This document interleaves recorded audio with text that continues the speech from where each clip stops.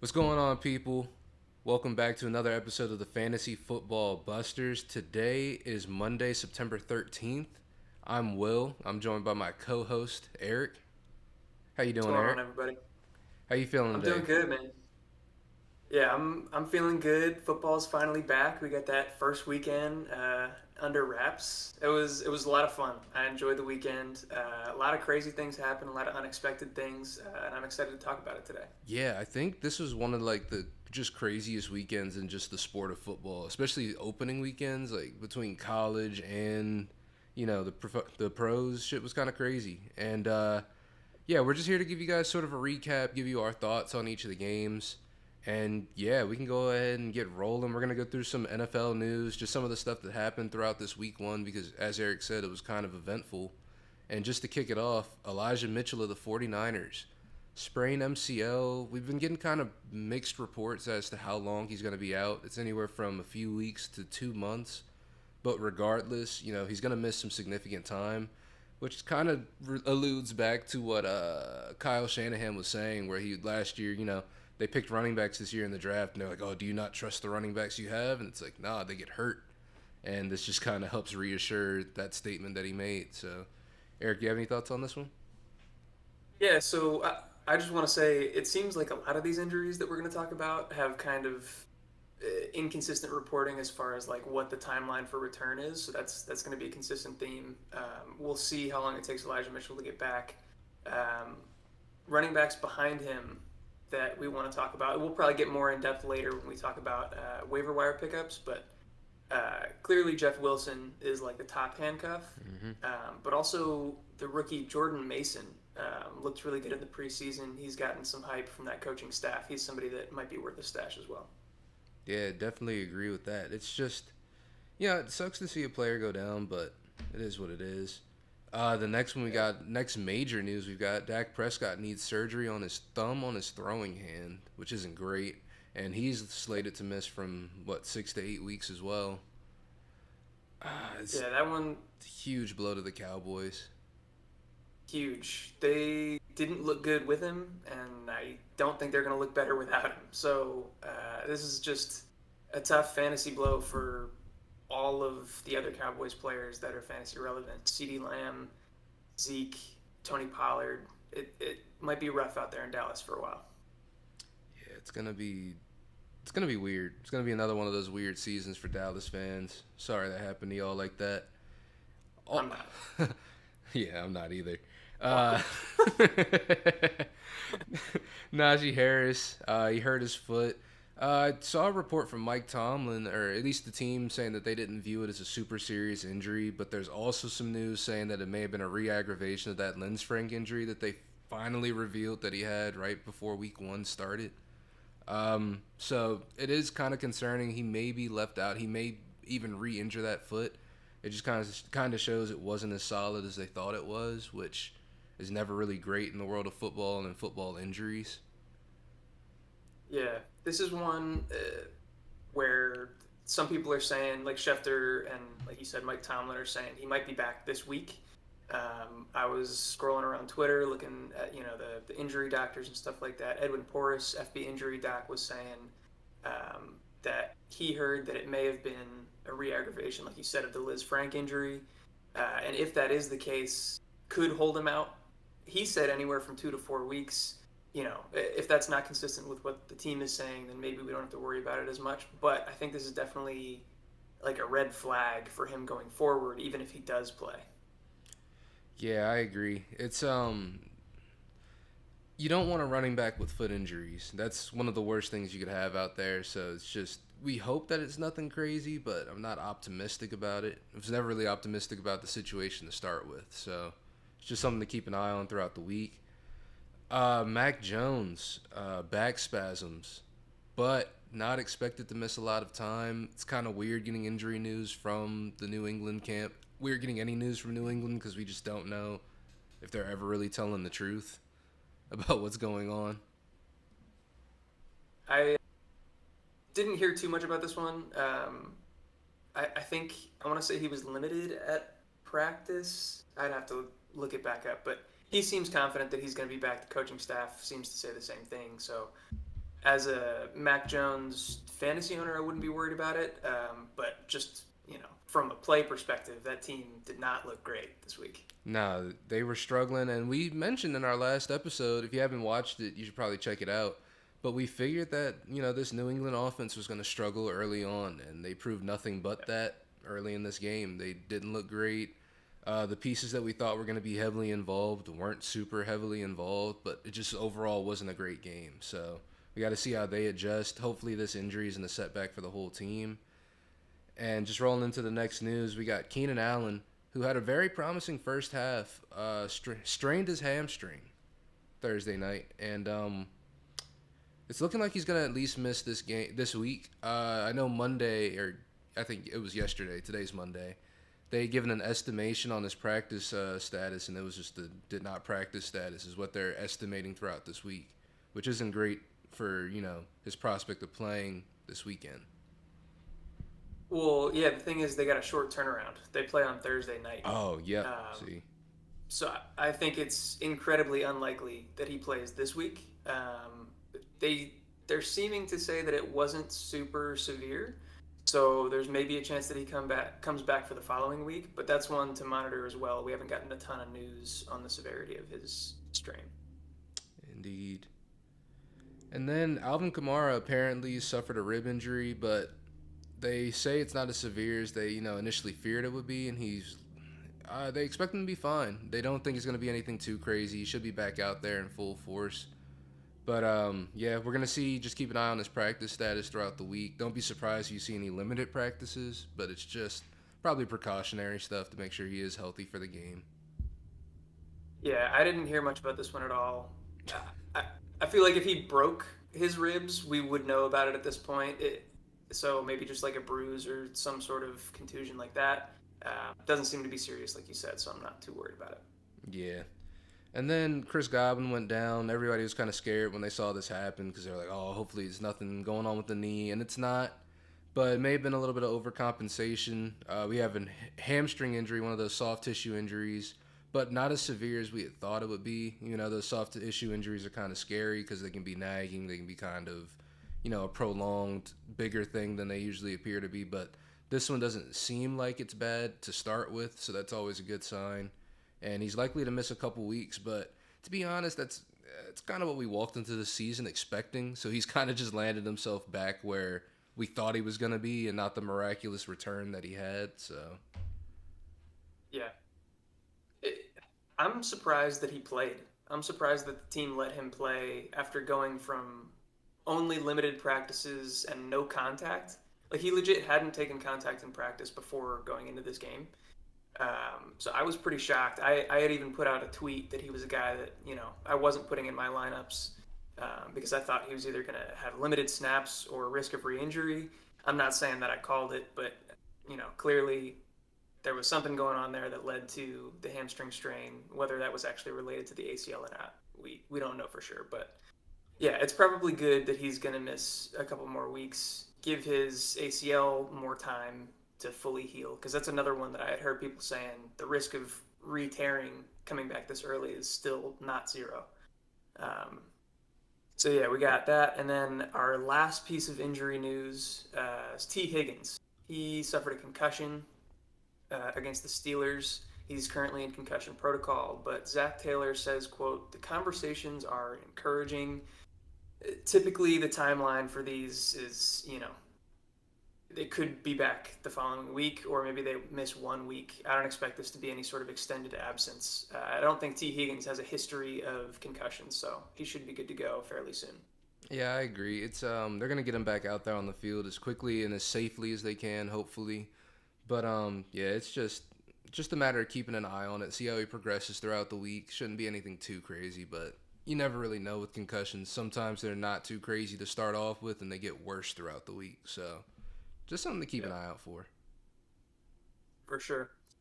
So that will wrap up our injury news, and we can get into our week one recap. We're just going to go game by game here. So we'll start with the Rams versus the Bills that we had on Thursday night. That was a pretty exciting game. Definitely some unexpected things going down in that one. Quickly, we'll just talk about the clear and obvious guys. Cooper Kupp, the god, The God. doing Cooper Kupp things. Yeah, looking like his old self. Josh Allen doing the same thing, put up Hmm. over 30 points, straight balling. And Stephon Diggs, another guy that we had in our top three receivers, looking fantastic. Made Jalen Ramsey look like a little boy out there, honestly. Kind of crazy. Yeah, Kind of yeah, crazy. But, those are the it was guys, pretty crazy. like we said, we're only going to touch quickly on them because those are the guys you're starting every week. So there's nothing to really talk about. If you got them, start them, point blank. So, Easy as that. yeah, it's really just that easy. But Yeah, some of the players we were more concerned about, the Henderson Akers situation. We had spoken about this. We were pounding the table for this throughout the summer, saying that Cam Akers is not the prospect you think he is going into this season. And they yeah, kind of proved it. 3 rushes, 0 yards. Henderson was extremely involved in this offense. yeah. One of the only, I shouldn't say this. I shouldn't say it. I'll get us in trouble. I All was right, gonna. maybe you should. I'm not gonna say that. But Okay. Henderson very involved in the offense, more so than people probably thought he would be. Just more. Yeah. Eric, you got any thoughts on that before I get us canceled? Of course I do.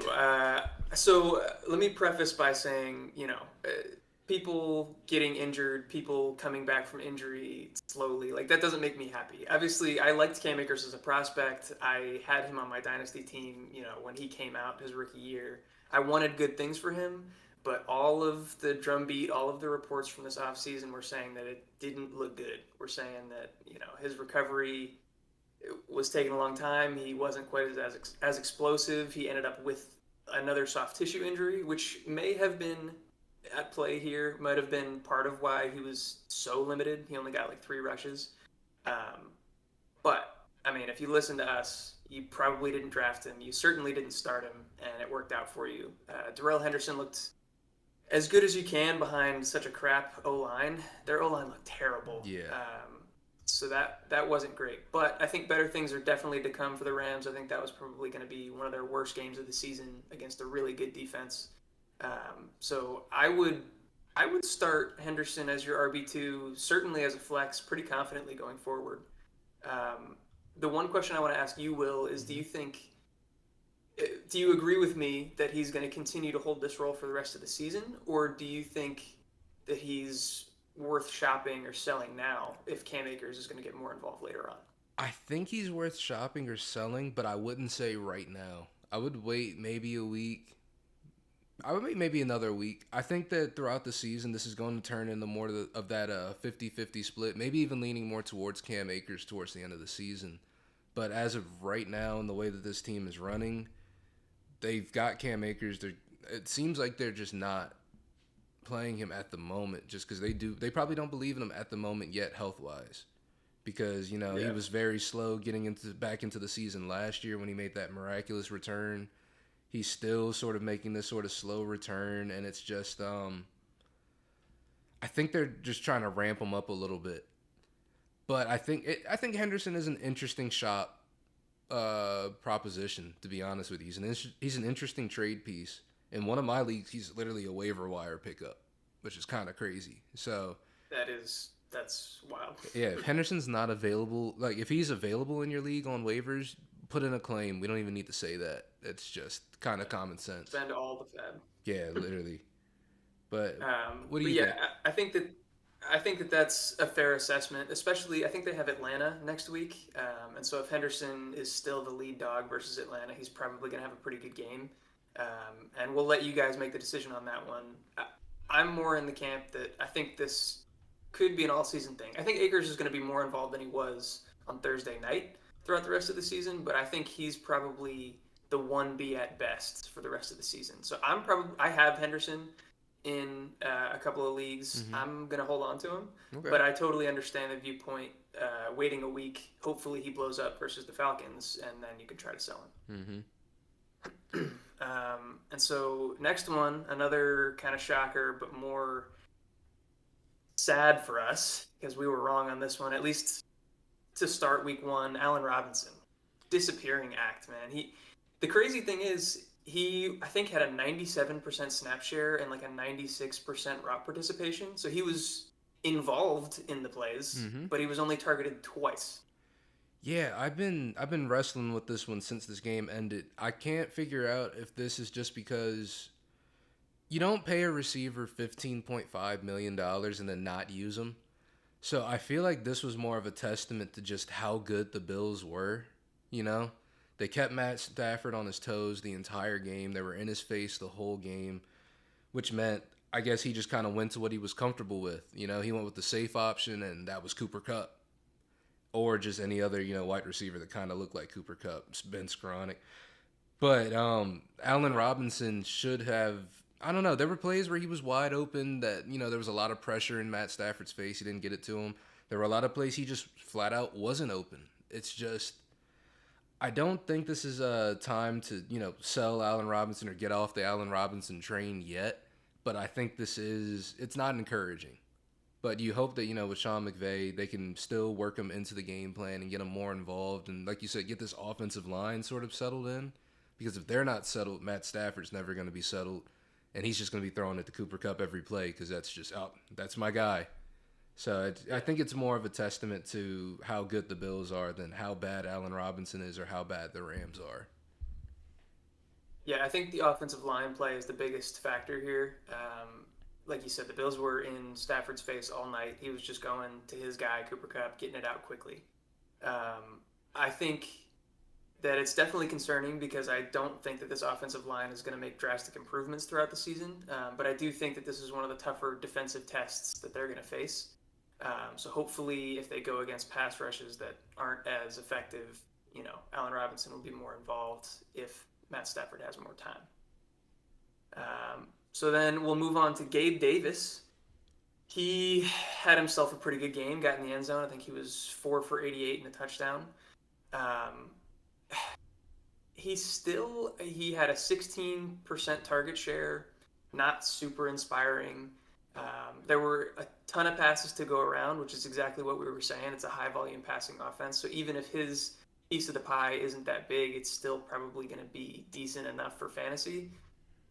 His one touchdown did come on kind of like a trick play where he was like faking as a blocker and then released out the back end. Nobody was covering him. He was wide open. I I don't think he's a bad play going forward. I think this offense is good enough that he's going to have the opportunity to do the same thing more often, but I'm worried that he's not going to be consistent. Yeah, he's just gonna have to be one of those people that you kind of start because with the draft capital that you probably used on Gabe Davis, he's one of those people you kind of got to start him until he disappoints you, you know. But for now, we've got no real reason to not start him. I know he had a 16% target share, but at the very least, he was efficient with those 4 catches he had. He's able to get 88 yards and a tug. That's not bad. It's just like you said. Good. It's not the picture of consistency though. It's a little Yeah, I scary. mean, 4 for 88 and a touchdown is a great week. Like it seemed, I can understand people being like, "Why are you guys complaining about that?" It's just the way that he got there concerns me a little bit. But again, he's a fine start probably for the rest of the season just because this offense is so potent. You want pieces of the Bills in your lineup. Yeah, I agree. And then just some quick stuff to touch on to wrap up the game. Just some other issues, or not other issues, just other situations we saw. The Bills' backfield it's pretty split. They've got just about everybody who's a running back on this team involved, except for like James Cook because he fumbled immediately. Um, Yeah, so they got him out of there pretty quick. I think they worked him in more towards the end, but they got him out of there pretty early. Devin Singletary seems to be pretty involved. Zach Moss surprisingly involved in this offense. He was way more involved than I thought he would be. yeah. It's just there's no clear number one in this backfield, but this offense is productive enough that even though there's not a clear number one running back, they've all got some level of at least involvement. I'm not going to say consistency or boom or bust, but they're at least there, you know? They are at least there. Josh Allen did lead this team in carries and in rushing yardage. He was the only one that got a rushing touchdown. Hmm. I think it's too split to want to start any of these guys. I thought Devin Singletary looked pretty decent. He averaged 6 yards carry. He went 8 for 48. He also caught a couple passes. Zach Moss, like you said, was more involved than we expected, but still was not efficient. Mm-mm. Looked just as mediocre as he always has. I think James Cook will probably be more involved in other games that he doesn't fumble on his first touch. So I'm staying away from this backfield as a whole, but I just wanted to mention them because I think that's important. And then also another Bills kind of split. We got Isaiah McKenzie and Crowder in the slot role. They kind of split that as well this game. If I had to pick between the two, I'd probably still pick McKenzie. He happened to be the one that got in the end zone. Mm-hmm. But the target share was fairly similar. The snap share was fairly similar. I don't think either of these guys are going to be consistently good for fantasy going forward. Nah, and honestly, if McKenzie had brought in that, was it the first pass that went his way, second pass that went his way, the one that ended up in an interception. If he hadn't caught that, they would have had very similar stat lines, almost damn near identical. So yeah, it's just we got to see how it shakes out throughout the season. But as of right now, that role is very much split, like you said. And then last guy to, yeah, I'll take it. Sorry, the last guy to touch on Tyler Higbee. I don't even really want to mention him, but I have to bring him up because he's a tight end and he got 11 targets. If you get 11 targets at the tight end position, like that's worth talking about, especially in any sort of PPR format. He's probably worth an ad. I don't know how consistent this is going to be going forward, but that's a lot of usage. He's going to be involved in some capacity. What do you think about Tyler Higbee? Yeah, it's a crazy amount of usage that I never saw coming whatsoever. I never thought he'd really be involved, and he was way more involved than I thought it would be. And like you said, that's not just something that you can ignore. You know, you can't just say, oh, it's a one-off thing. So you got to keep an eye on it. If you want to pick him up, because, you know, the tight end position is pretty sparse and stuff was weird this weekend at the tight end position, I wouldn't be mad at it. Definitely wouldn't be mad at it. Yeah. We'll talk more closer to the end of the video about waiver wire pickups. We can get into tight ends as well, but he's probably on the short list. Mm-hmm. Next game, we had the Eagles and the Lions, which ended up being really close at the end. Highest scoring game. Was it 38-35? Yeah. Yeah. Pretty nuts. Again, the kind of quick and obvious guys, DeAndre Swift. Monster. We loved him this offseason. He exploded. And he ended up, I think, getting tackled basically on the one or, close to the one a couple times. And Jamal Williams ended up with both of those touchdowns. DeAndre Swift still did get a touchdown, had a fantastic week in his own right. But if he had gotten either of those, it would have been a monster week. It would have been nuts. Yeah, he'd have dropped a 40 bomb if he had gotten both of those. So it's like, it's DeAndre Swift. He's what we said he was going to be. Another follow-up on the Lions, Amon-Ra St. Brown. He was also what we said he was going to be. There's two just young guys, man, that are just very good. They're very good. Another week. I want to say that's like 6 or 7 weeks straight for Amon-Ra, over a 30% target share. Yeah. He's just dominating. Yeah. It doesn't matter who's on the field. Swift is back. Hawkinson's back. Everybody's back, and he's still balling. I have to say, it remains, I guess, to be seen if it's going to be that high still when Jameson Williams returns to the team, when he comes back. But at the same time, I don't see him eating into this volume. I don't see him immediately stepping into this offense and being a huge factor just because he will be coming off of injury. So, yeah, Amon-Ra St. Brown, if you picked him up, you may have gotten a steal. Now, if you picked him up, you definitely got a steal. I'll say that. You definitely got a steal. He's one of the best values in the draft, I think. In terms of Jameson Williams, I think when he comes back, if anything, that's going to hurt DJ Chark more than Amon-Ra. They don't really threaten the same parts of the field, so I'm not too worried about him eating into Amon-Ra's workload. And then last kind of obvious guy, another guy we were pounding the table for, Jalen Hurts. Mm-hmm. So was everybody. I'm not going to say that that's our take. Everybody loved Jalen Hurts this offseason, and he put up, I believe, the 4th best quarterback number on the week. Love the rushing work. I think he got, I'm going to look it up. I'm pretty sure he had 17 rushing attempts. Yeah, 17 for 90 and a touchdown. That's going to lead to so much fantasy consistency. It doesn't matter what he does throwing the ball. He threw for 243, no interceptions, no touchdowns, but still a great week. Yeah, it's what you asked for when you drafted Jalen Hurts. So we're going to see if it continues on. And then just some thoughts on other players that performed in this game, such as Mr. A.J. Brown, somebody that we we didn't talk down on him, but we were like, we need to see how he's used in the regular season. But we had heard reports that he was going to be the guy. He's getting every target, and they were not lying whatsoever. No, they were not. They were not lying. He finished with. It's the craziest thing because he had such a great week at wide receiver and didn't even score a touchdown. He had 10 catches, 155 yards. It's he went nuclear. Honestly, it's what we wanted out of AJ Brown and this team. We thought that the targets were going to get funneled through him. We thought maybe there would be a split of some sort between him and Devonta Smith. Answer to all that is no. It is a split between AJ Brown and everyone else. So he's just AJ Brown had a 45% target share yeah. this week. Like what?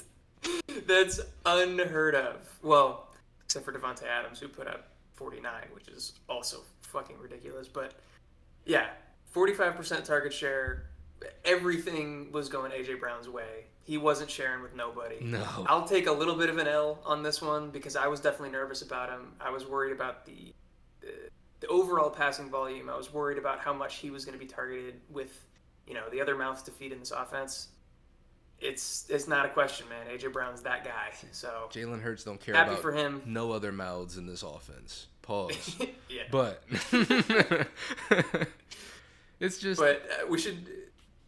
Go ahead. No, I was just gonna say when you got 18 completions, also, it's not too much. You really can spread the ball around a whole lot either. So it's like that. With 18 passes, this had to all be going to somebody. If you're going to throw the ball 18 times and win, it's got to be going through somebody. But yeah, I think it's worth addressing the other Philly pass catchers because a lot of them were considered to be fantasy relevant. Dallas Goedert went 3 for 60, which from the tight end position, not terrible. I'll take that. Mm-hmm. But a little bit less involvement than maybe we had hoped. Devontae Smith, I believe he got 2 targets in this game, but 0 catches. That's scary. I don't think that he's going to be a total 0 throughout the season, but he went from like borderline flex play to maybe definite bench guy until further notice. Yeah, if I have Devontae Smith on my team, unless I have no other better options, he's sitting on my bench until I see what this offense is 100%. doing. They just, they're just. AJ Brown is the guy. He is that guy, pal. It's crazy. Yeah. Yeah, and then for the rushing attack, it was mostly Jalen Hurts, like I said, 17 attempts, 90 yards, and a touchdown. The other 3 running backs in this backfield, Miles Sanders, Kenneth Gainwell, and Boston Scott, all scored touchdowns as well. Everybody gets a There tutty. 4 rushing touchdowns for this team this game. Thought Miles Sanders looked pretty good. 13 for 96 and a touchdown, averaging 7.4 per carry. That offensive line is just mauling people, so it's opening up a lot of holes. Gainwell and Scott weren't as efficient and didn't get that many touches. 5 for Gainwell, 4 for Scott in the rushing department. But I think if anything happens to Sanders, those guys both become really, really fantasy relevant. I 100% agree.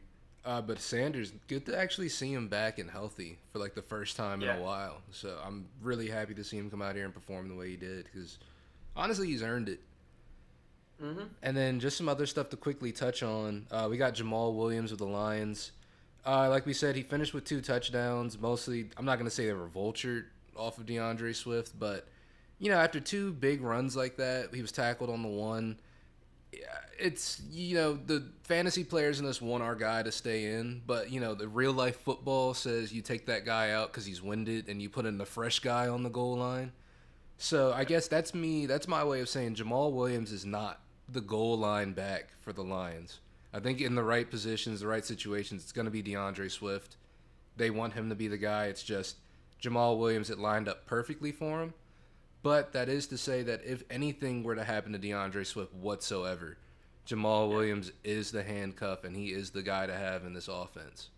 So. And I think he'd be really heavily involved if something were to happen. So definitely somebody to have on your team. And lastly, other Lions pass catchers, DJ Chark and TJ Hawkinson, I thought were worth talking about. Chark found his way into the end zone, went 4 for 52.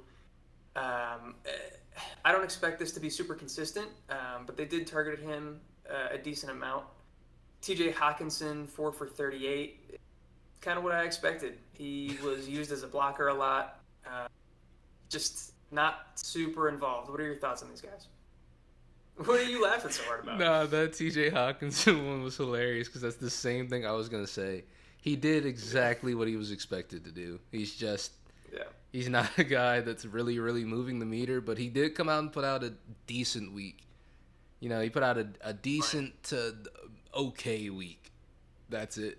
But you know, he should be more involved. He should get more points going forward. It was, I don't know, that just tickled me when you said that because it was just really funny.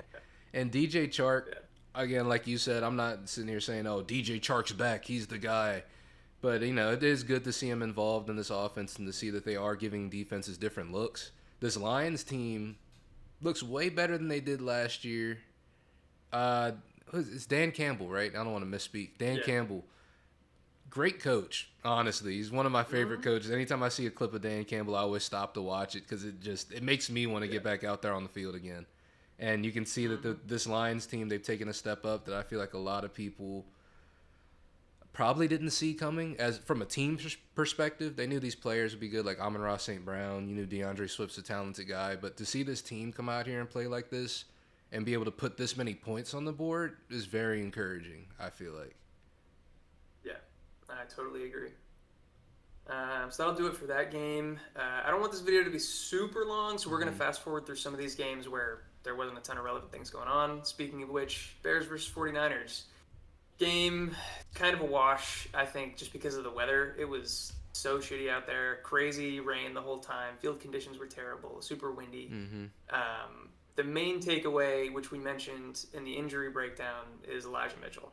He's out for an extended period, and we saw that. Um, I'm forgetting his name. Who's the handcuff? Jeff Wilson. Mm-hmm. Jeff Wilson came in. He got 9 carries. He's the clear backup here, and who I would expect to get the lion's share of the workload in that backfield. The Bears' backfield, we saw more of a split as what we kind of thought throughout the offseason. Montgomery got a lot of the passing work. Khalil Herbert didn't get any of that, but Khalil Herbert got all of the like red zone carries. I think there were two like inside the 5 carries. They both went to Herbert, didn't go to Montgomery. So I thought that was worth noting. And then Trey Lance, hard to judge with the weather being as bad as it was. What's your take on like the pass catchers for San Francisco here? I don't think I think like you said, the conditions were as shitty as they were. Trey Lance, not the Yeah, most experienced quarterback in the world. I don't think we can really make a judging decision on the pass catchers because, you know, if we try to just look at this game purely for how it was, look at it from a stat perspective, Debo Samuel not a great pass catcher on this team, and we know that's not the truth. But in terms of, I guess, who I think, my opinion still hasn't changed. I think Brandon Ayuk and Debo Samuel are still two of the guys in this offense to keep an eye out for pass catchers. Obviously, they were missing Kittle. We have no idea when he's going to be back yet. It's not looking great right now, which yeah, is, it kind of sucks to say because the season, we're 1 week in and we haven't even seen him play yet. yeah, But it's just, I mean, from a rushing perspective, I'm happy. Not happy, but like I'm excited about this team because you know Jeff Wilson's going to be involved more. I don't know how consistent or how good he's going to be, but he'll be more involved. Debo Samuel still heavily involved in the run game.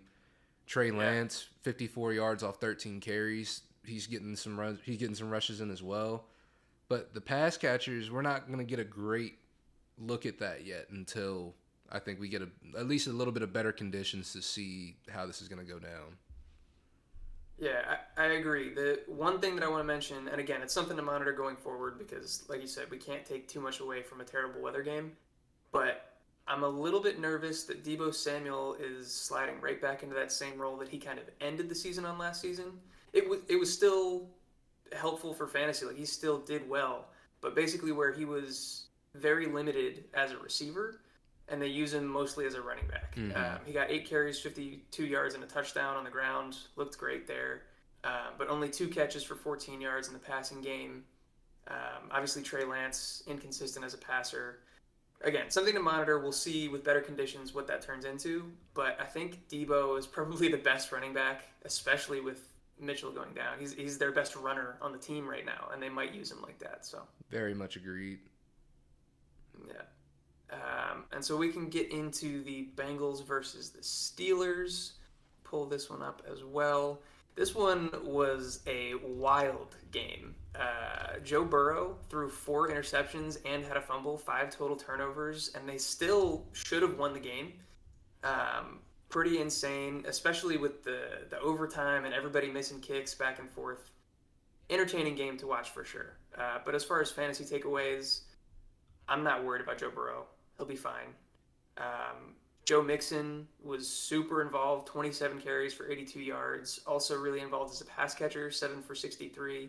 He didn't get in the end zone, but still gave you a really good fantasy week. And then from the pass catchers, Jamar Chase, just a dog. He, he had a touchdown that didn't get called a touchdown. It was weird. He was like on the goal line. It looked like the ball clearly crossed, but they marked him down at the one. But then still managed to get in the end zone again, 10 for 129 and a touchdown. So, what are your takeaways from the Bengals this game? My takeaways from the Bengals. This is something that I was kind of talking about, preseason as well, with Joe Mixon being more involved in the passing game. It was something that they had trended towards the end of last season, where he was getting like 6 targets a game, and now it seems like they've even gone up from that number. So that was actually really exciting to see, Joe Mixon involved that much. Jamar Chase, he's a dog like we thought he was going to be. Somebody else that I was saying to keep an eye on as well, because I wanted to see how much they used him in this offense. Hayden Hurst, the tight end. More involved Yeah. than I thought he was going to be, honestly. 5 catches, 46 yards. Didn't see pay dirt, but at the end of the day, he's still very involved in this offense. And it's encouraging to see this team throw 53 passes. Because I know that initial thoughts, and I know you had even thought that they were going to go very run heavy, and I know this was more of a game than they probably thought it was going to be, so they had to throw the ball more than they thought they would. But 53 passes is pretty nuts. Yeah. Hopefully that's the case going forward. I think that means big things for this offense. But I do wonder if that was mostly just because they were behind for Yeah, most of the game because of all the turnovers. So they were forced into throwing the ball. But yeah, like you said, it's super encouraging to see Joe Mixon with 7 receptions. Not something we expected. I wonder a little bit if Hayden Hurst's involvement had to do with T. Higgins leaving. I think that did play a big Um, part. That did play a big part. yeah. So encouraging to see. I think he might be worth looking at if you're hurting at tight end on the waiver wire. But I don't know if T. Higgins is back. I'm not expecting him to do that great. Yeah, I'd agree with that. I definitely agree with that. And then just from the Steelers' perspective, Pat Fryermuth performing pretty well. Went out there, 5 catches, Looked really good. 75 yards. Yeah. Yeah. Somebody I probably shouldn't have moved out my top 12. Uh, Deontay Johnson doing Deontay Johnson things. George Pickens. I don't freak out about George Pickens yet. Don't freak out yet. This was a weird game, as we kind of talked about before. This was a strange one.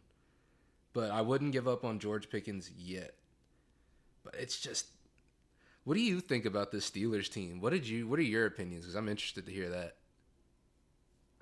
I'm also a little shook. It's weird. This offense doesn't look like it's going to be super consistent with Mitch Trubisky at quarterback. Their offensive line is terrible, so he's under pressure a lot. They can't get anything going with Najee, which is kind of what we foresaw, being the case. He did end up getting in the end zone, so he didn't totally disappoint for fantasy, but he was incredibly inefficient, didn't get very many yards. I was happy to see Deontay Johnson still above a 30% target share. Mm-hmm. I was worried that was more of a Ben and him connection, but it looks like he's continuing that. He's just that good. He also had one of the best catches I've seen in a while in that game. I don't know if you saw his one-handed catch on the sideline. I actually didn't get to see that one, no. It was dirty. If you get a chance, you and our audience, go check that out. It was a nasty catch. So that was encouraging to see from him. He also didn't get in the end zone, but he still had a decent fantasy week. I don't know, man. It's going to be tough to bet on consistency from anyone on this team. But we mentioned Najee Harris potentially re-aggravating the Liz Frank injury. Jalen Warren is pretty clearly the handcuff behind him. I think he's worth rostering in pretty much all leagues, at least like 12-team leagues or more. Um, so that's somebody to definitely keep on your radar. Agreed. It's a weird situation. You know it's going to be a weird team because Chase Claypool led them in rushing yards. You know. Yeah, he got 6 carries. It was a lot of like end arounds and yeah, that was weird to see. It's gonna be a shit show. But at least, like you said, it's good to see that like the guys that we thought were gonna be involved are involved. Like Deontay Johnson still has his target share. Pat Fryermuth's doing all right. Najee when he's in the game, he's getting a heavy volume. Is it an efficient volume? No, but kind of already knew that. So there's not really too much to really hit on with that game. You know, the Bengals guys, be patient. Obviously, the people who stun it, they stun it. Jamar Chase does what he does. Joe Mixon does what he does. Just give Joe Burrow some time. Let him settle into the season. He will be fine. He's gonna end up being. He's gonna do Joe Burrow things. It's just we'll see if T Higgins comes back soon, and just keep an eye on that situation. So with that, we're going to be moving forward into the Dolphins Patriots game. What are your thoughts on this one, Eric? I'll let you start this one off. Patriots look bad. We kind of expected that. Matt Patricia, Joe Judge, offensive coordinator combo not getting off to a great start. The Dolphins also like I know that you hate Tua. Yeah, but I mean, I wasn't super inspired with his performance this week. I mean, he supported two good fantasy receivers. Tyreek Hill looked great, 8 for 94. Jalen Waddle also got in the end zone, 4 for 69. I thought that they looked really good, and I think they're both starts going forward. we'll say that Jalen Waddle touchdown. He did a lot of the work on Yeah, I know. I'm agreeing with that. you. I Yeah. think Tua. I don't know. Overall, his performance was fine. Watching some of the highlights from the game, I didn't get a chance to go watch the whole thing, but I wasn't super encouraged. Um, but I mean, from just a fantasy perspective, if he can support Tyreek Hill and Jalen Waddle, which he did, then we don't have to worry about it. Yeah, and he even was able to support Chase Edmonds as well. Chase Edmonds still having a good game and a receiving game as well. Got some carries on. Yeah, he went Oh, 4 for 40. yep, 4 for 40. It's just yeah, it's a Tyreek Hill with an average yards per catch of 11.8 yards, which is kind of fucking nuts, but it is what it is. Like you said, he's able to support them. They got the win. And the football game, that's all you really want. In fantasy, you kind of want a little bit more than that for what you probably paid for Tyreek Hill and what you paid for Jalen Waddle. But it's not a bad showing at all from this team. So it's just, I guess it all is really going to come down to game scripts and how stuff flows through for the Dolphins, how they decide to draw things up. And looking at the Patriots, yeah, what are your thoughts on the Patriots here? It was tough sledding, man. They couldn't get much going in the passing game or the running game. Damian Harris with 9 carries, Ramondre Stevenson with 8, fairly split there, but neither of them getting in the end zone, neither of them putting up over 50 yards. Ty Montgomery was really involved in the passing game and on third downs. That hurt for Ramondre Stevenson owners that were hoping that he was going to be involved in that category. Um, I don't know that anybody on the Patriots is really going to be fantasy relevant for at least a little while until they get things figured out. Yeah, I'm not touching the Patriots situation really at all. The only person that I kind of would think about, which is kind of weird, just because he's available on waivers, somebody you guys could pick up. Just we'll talk about it later. But Jacoby Myers, if he wasn't drafted in your league, I know he was drafted in ours, I believe, but there are a good amount that didn't have him drafted, and I'm not gonna say he was productive, but he was involved in this offense at the very least. So I don't know, it's a tough situation, but we kind of, not gonna say we called it, but everyone kind of knew this team was gonna start slow, you know. Yeah. So maybe over time more will unfold and we'll know who this offense is really gonna flow through. But as of right now, we got no real indication of who that is yet. So Yeah. rough Yeah, roll, we're Billy really D. hoping. Yeah, I was gonna say hopefully Belichick can figure things out and we can get some more consistency out of that team, but it might take a second. Um, we can move on to the Panthers and Browns game. Another kind of gross slugfest that ended up being closer than we thought. Browns got off to a pretty big lead to start this game. Carolina fought back. From the Panthers' end, Baker stinks, man. Baker looked bad. What do you think? You were kind of team Baker coming into this season. Ah, man, it's rough. I can't imagine ever in my life making a statement to the media when they specifically ask me about a situation and saying, "Yeah, I'm gonna succeed. I'm coming out on top." And then you go out there and you do what he did and you lose. There wasn't anything that he explicitly did right in this game, to be honest with you. This was a Yeah, weird Carolina team. It looks like they didn't really try to funnel things through, their best players. It feels like Baker thinks he's the leader of this team, and I just I don't really think that's true. That shouldn't be true, you know. yeah. The quarterback should probably be the leader of your team. But as far Well, as like who's the most talented, who should get the ball, yeah, like if that's what you're saying. yeah, that's what I mean. I don't mean like who should be leading this team. Obviously, you want that to be your quarterback, but McCaffrey not being super Where did he involved in go, this game just disappeared. bruh? Ugh, that hurt. It hurts. It hurts everybody. It hurts all of us who were, ringing the dinner bell for McCaffrey, saying he should be the number one overall pick, saying that he deserved that, and then they just didn't even use him like that. And I don't know if that's Baker's fault. I don't know if it's Matt Rule's fault. It's probably some sort of weird, fucked up combination of the two. But it's just, I'm not gonna freak out. I'm not bailing on Christian McCaffrey. I think they are gonna end up figuring out, you're gonna win more games if you give the ball to your best player. But you Yeah, gotta hope it doesn't take him that long to figure that out. yeah. I'm not panicking, that's for sure. But that's the least amount of touches I think we've seen Christian McCaffrey get in a game that he didn't leave early due to injury since like 2018. He got 10 carries and 4 receptions. Luckily, he got in the end zone, so he didn't totally burn you. But that is not what you want to see from who we were touting as the number one overall pick. Hopefully, they get that turned around and they realize the error in their ways. Give the ball to CMC. Another disappointment, DJ Moore, man. We were hoping that the QB upgrade was going to do something for him. Don't know if it's a QB upgrade. Certainly didn't do anything for him. He had a rough day. So apparently it did something for Robbie Anderson though, of all people. We thought he was Yeah. falling off.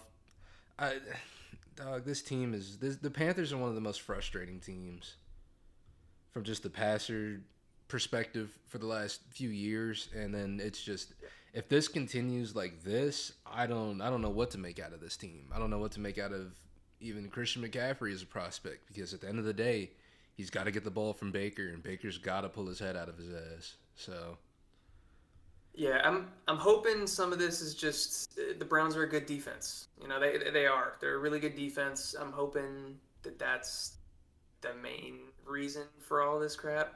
Robbie Anderson, yeah, he went for 5 for 102 and a touchdown.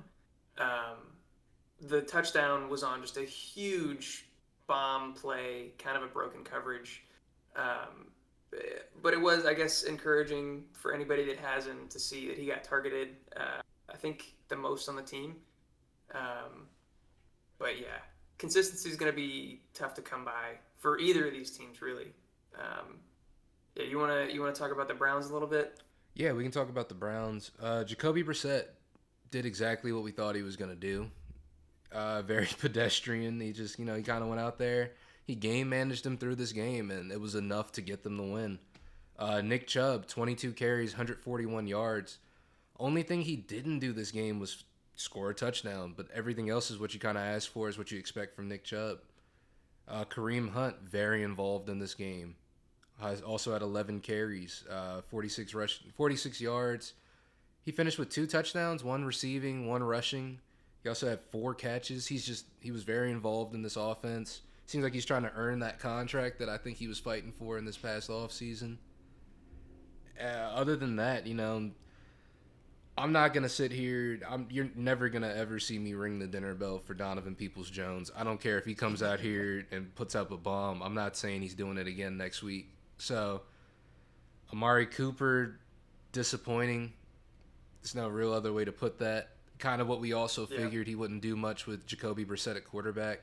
This is just one of those teams where it's a good football team. They did great from a football perspective, but in terms of fantasy, Nick Chubb and Kareem Hunt did their thing, but other than that, there's nobody else that really did too much in this offense that we've seen.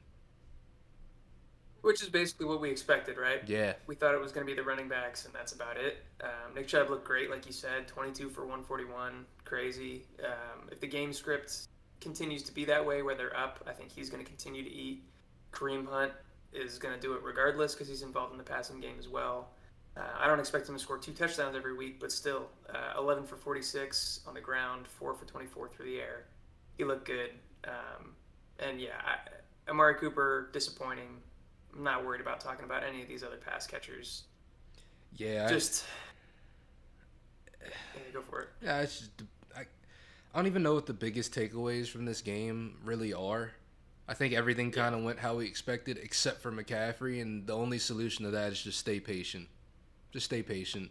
Things should right themselves, but yeah, this was a mess of a game. Just yeah, in general. yeah. I think that's a good takeaway. And then another kind of mess of a game that I didn't expect. We get to the Texans and the Colts that ended up in a tie. Um, Wild to begin with. The Texans were leading for most of this game. The Colts offense looked messy. Hopefully, we can chalk that up to just Matt Ryan not getting a ton of work in the preseason, still getting adjusted to this offense. Um, from the Texans' perspective, Davis Mills looked decent, 240 and 2 touchdowns. But I think the biggest news on this side of the ball is the lack of involvement for Dameon Pierce. What did you think about their running back splits? Yeah, there was a lot more Rex Burkhead than I thought we were gonna see in this game, but at the same time, I'm not like I don't know. Rex finished with more rushing attempts as well, didn't he? I think Damian Pierce only had That's the 11. part that scares me. Yeah, I don't know. I feel like it's one of those Michael Carter, Brees Hall type of situations where Rex might get more of the lean early on just because it was as close of a game. Honestly, them being in the lead, probably weren't expecting that, so they're kind of freaking out. So, what do we do? Throw Rex out there, let the veteran lead the rest of the way. But I'm not discouraged. I'm not discouraged on the Dameon Pierce situation. I just think it's one we may have to wait a little bit more than we previously thought. But at the price that you got him for, you should be able to afford to let him wait. From what we were telling you guys throughout this offseason, Dameon Pierce was someone to be excited about, but not somebody that you should reach for. There were some people saying he was going in fourth and fifth rounds of drafts. That's a huge That was mistake. never the move. Yeah, that Yeah. was never a thing you should have done. So Dameon Pierce, in terms of perspective, should be exactly where you thought he was going to be at, for where you draft him at. But I do think the upside is still there. It's just a matter of we kind of got to wait for him to get that opportunity. Yeah, I think that's fair. I'm leaning a little bit more on the negative side. This scares me a lot. They were up for almost the entirety of this game, and Rex Burkhead was still on the field for most of the snaps. Like you said, he got 14 carries to Dameon Pierce's 11. Neither of them were efficient. They both averaged 3 yards a carry or less. And Rex Burkhead also, more expectedly, was the leading receiver out of the backfield, going 5 for 30. Dameon Pierce only got 1 reception. So I'm definitely nervous. Maybe we don't panic yet. I could definitely see him, creating more work for himself as the season goes on. He's a rookie, that's to be expected, but not what I wanted to see week one, especially with this kind of game script. Yeah, 100%. And what did you think about the Texans pass catchers? I'm interested to hear what you got to say about this one. Yeah, so I was a little bit lower on Brandon Cooks throughout the offseason. Maybe I'm wrong. He went 7 for 82. He looked good. The connection between him and Davis Mills, it was effective. And he was really the only consistent pass catcher there.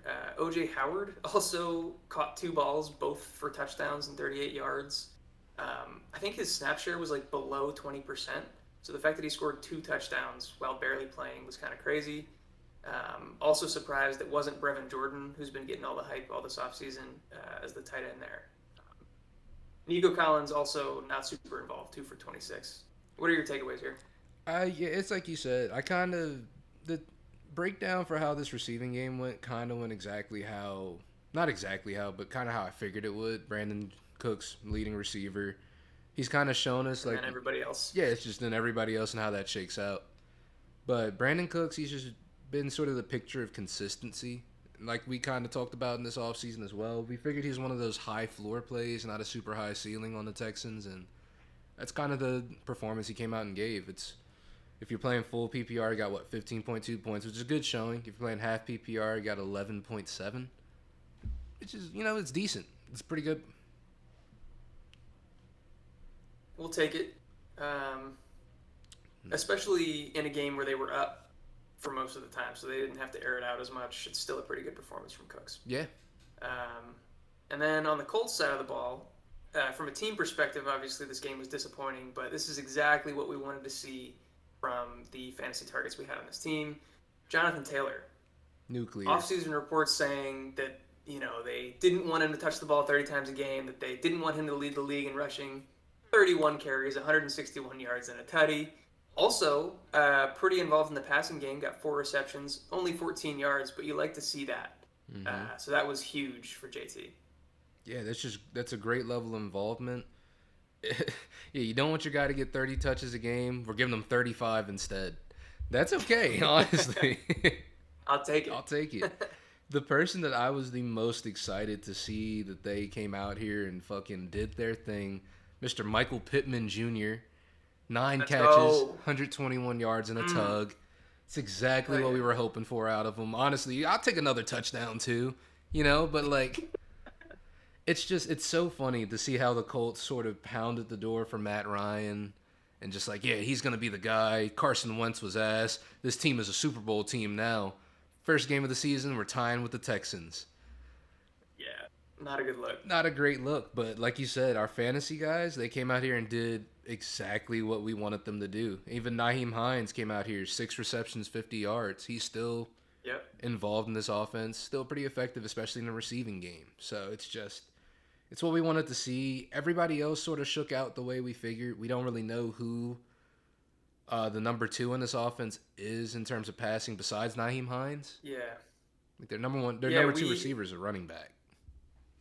It seems like it. It definitely seems like it.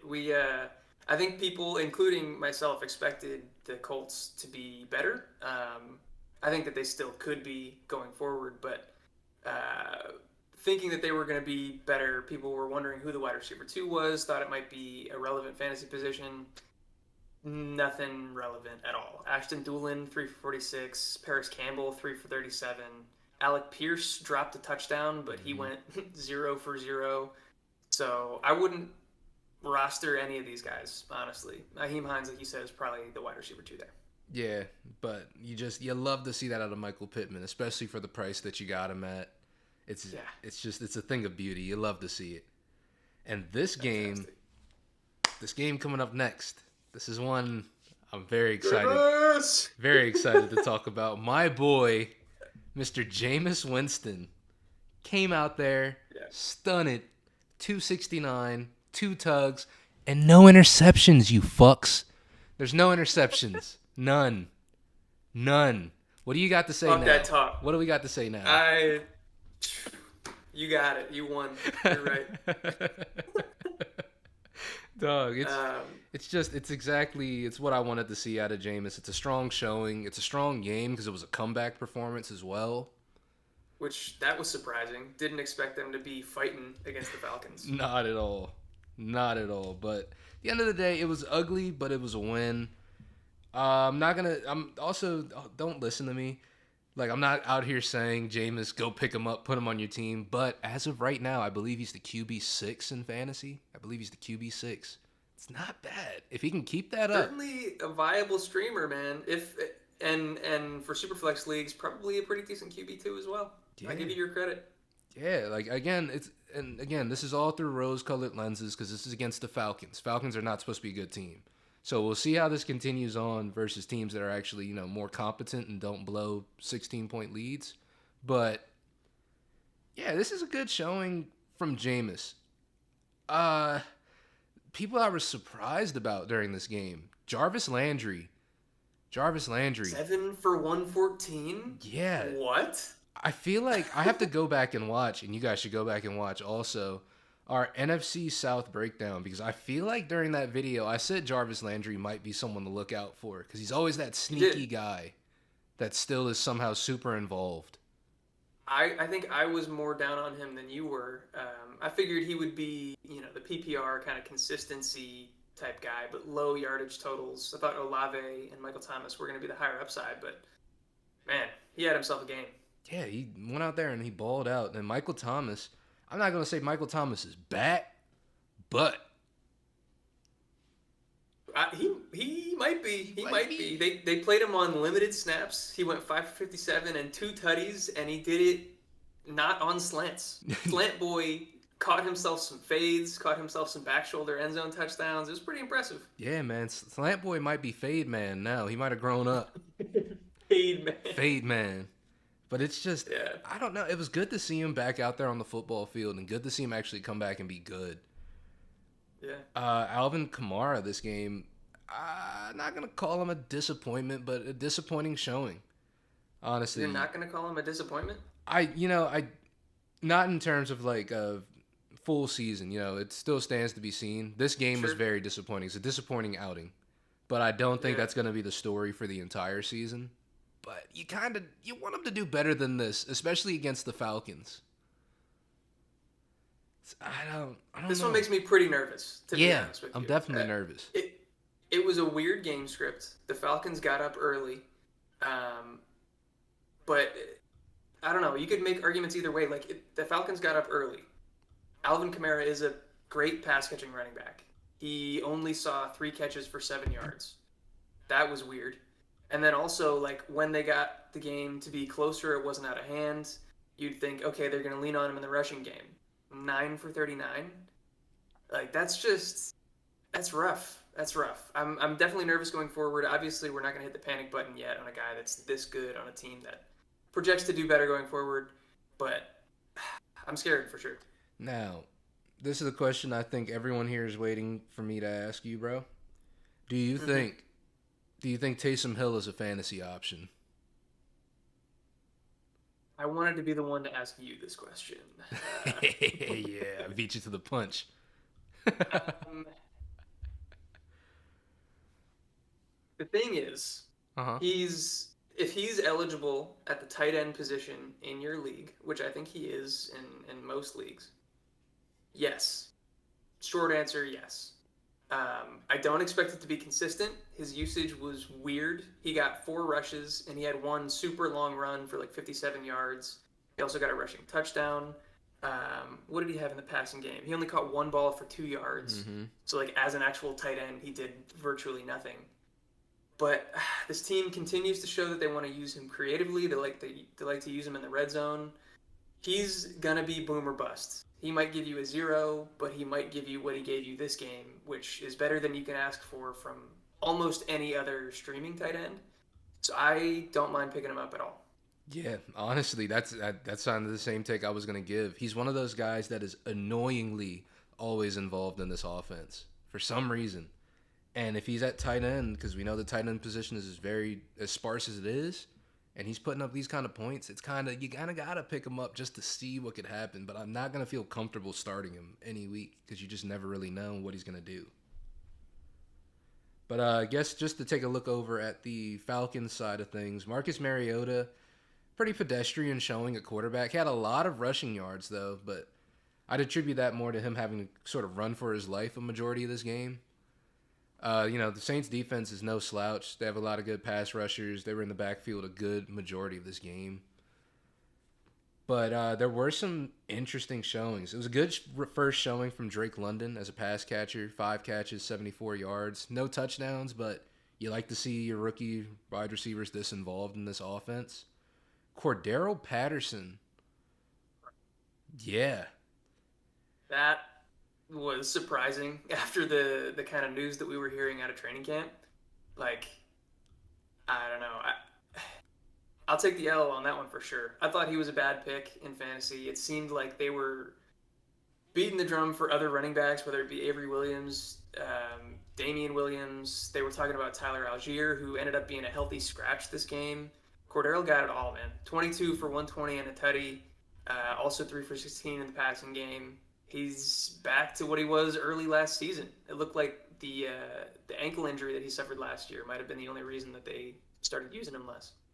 Yeah, and it's just proven that something had to happen. Somebody got hurt during this game. Was it Damian Williams? Damian Williams got hurt.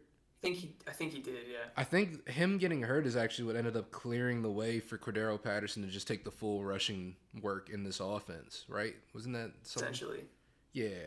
I didn't watch much of the game, so I couldn't tell you from that perspective. But I don't know. If you, I guess what I'm saying is like 22 carries is 22 carries, right? Like if it's just because another guy got hurt, they're probably still going to spread the ball out. I think it was a pretty definitive statement that they trust and believe in Cordell Patterson. Yeah. I think he's just it's a weird situation because we got all these reports in the offseason. People were saying, you shouldn't draft him as high as he was going. He's going like the 10th round.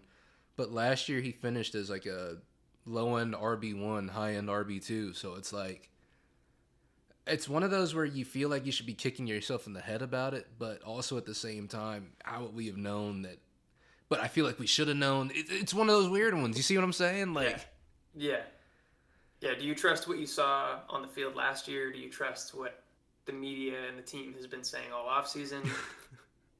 You pick one and win or lose, I don't know. But if see what happens. People who drafted Cordero Patterson late in the drafts, you may have gotten one with that. So congratulations to you.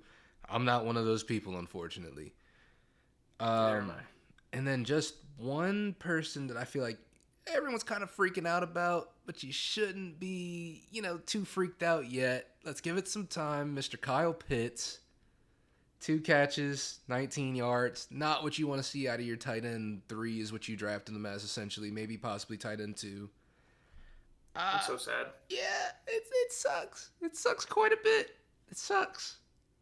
Another guy that I'm not panicking about. Let's be logical. Let's be reasonable. He tied for the team lead in target share, I believe, with close to 25%. Mm-hmm. His, outside numbers in terms of like offensive involvement looked good. That's encouraging. But 2 for 29 for clearly the best player on your team, man. What are we doing? What are we doing? Get him the ball. As a guy that I was touting as my tight end 3, I'm sorry if you drafted him because of me. Again, I think it's going to get better from here on out, but I don't know. It might not be consistent. But you would hope for it, though, Because there's no way. Yeah. There's no one that is a receiver on this team. There's nobody on this team that's touching the ball that's better than Kyle Pitts. So it's just a matter of fact when this is going to sway in his direction at some point. At least that's what we're hoping for.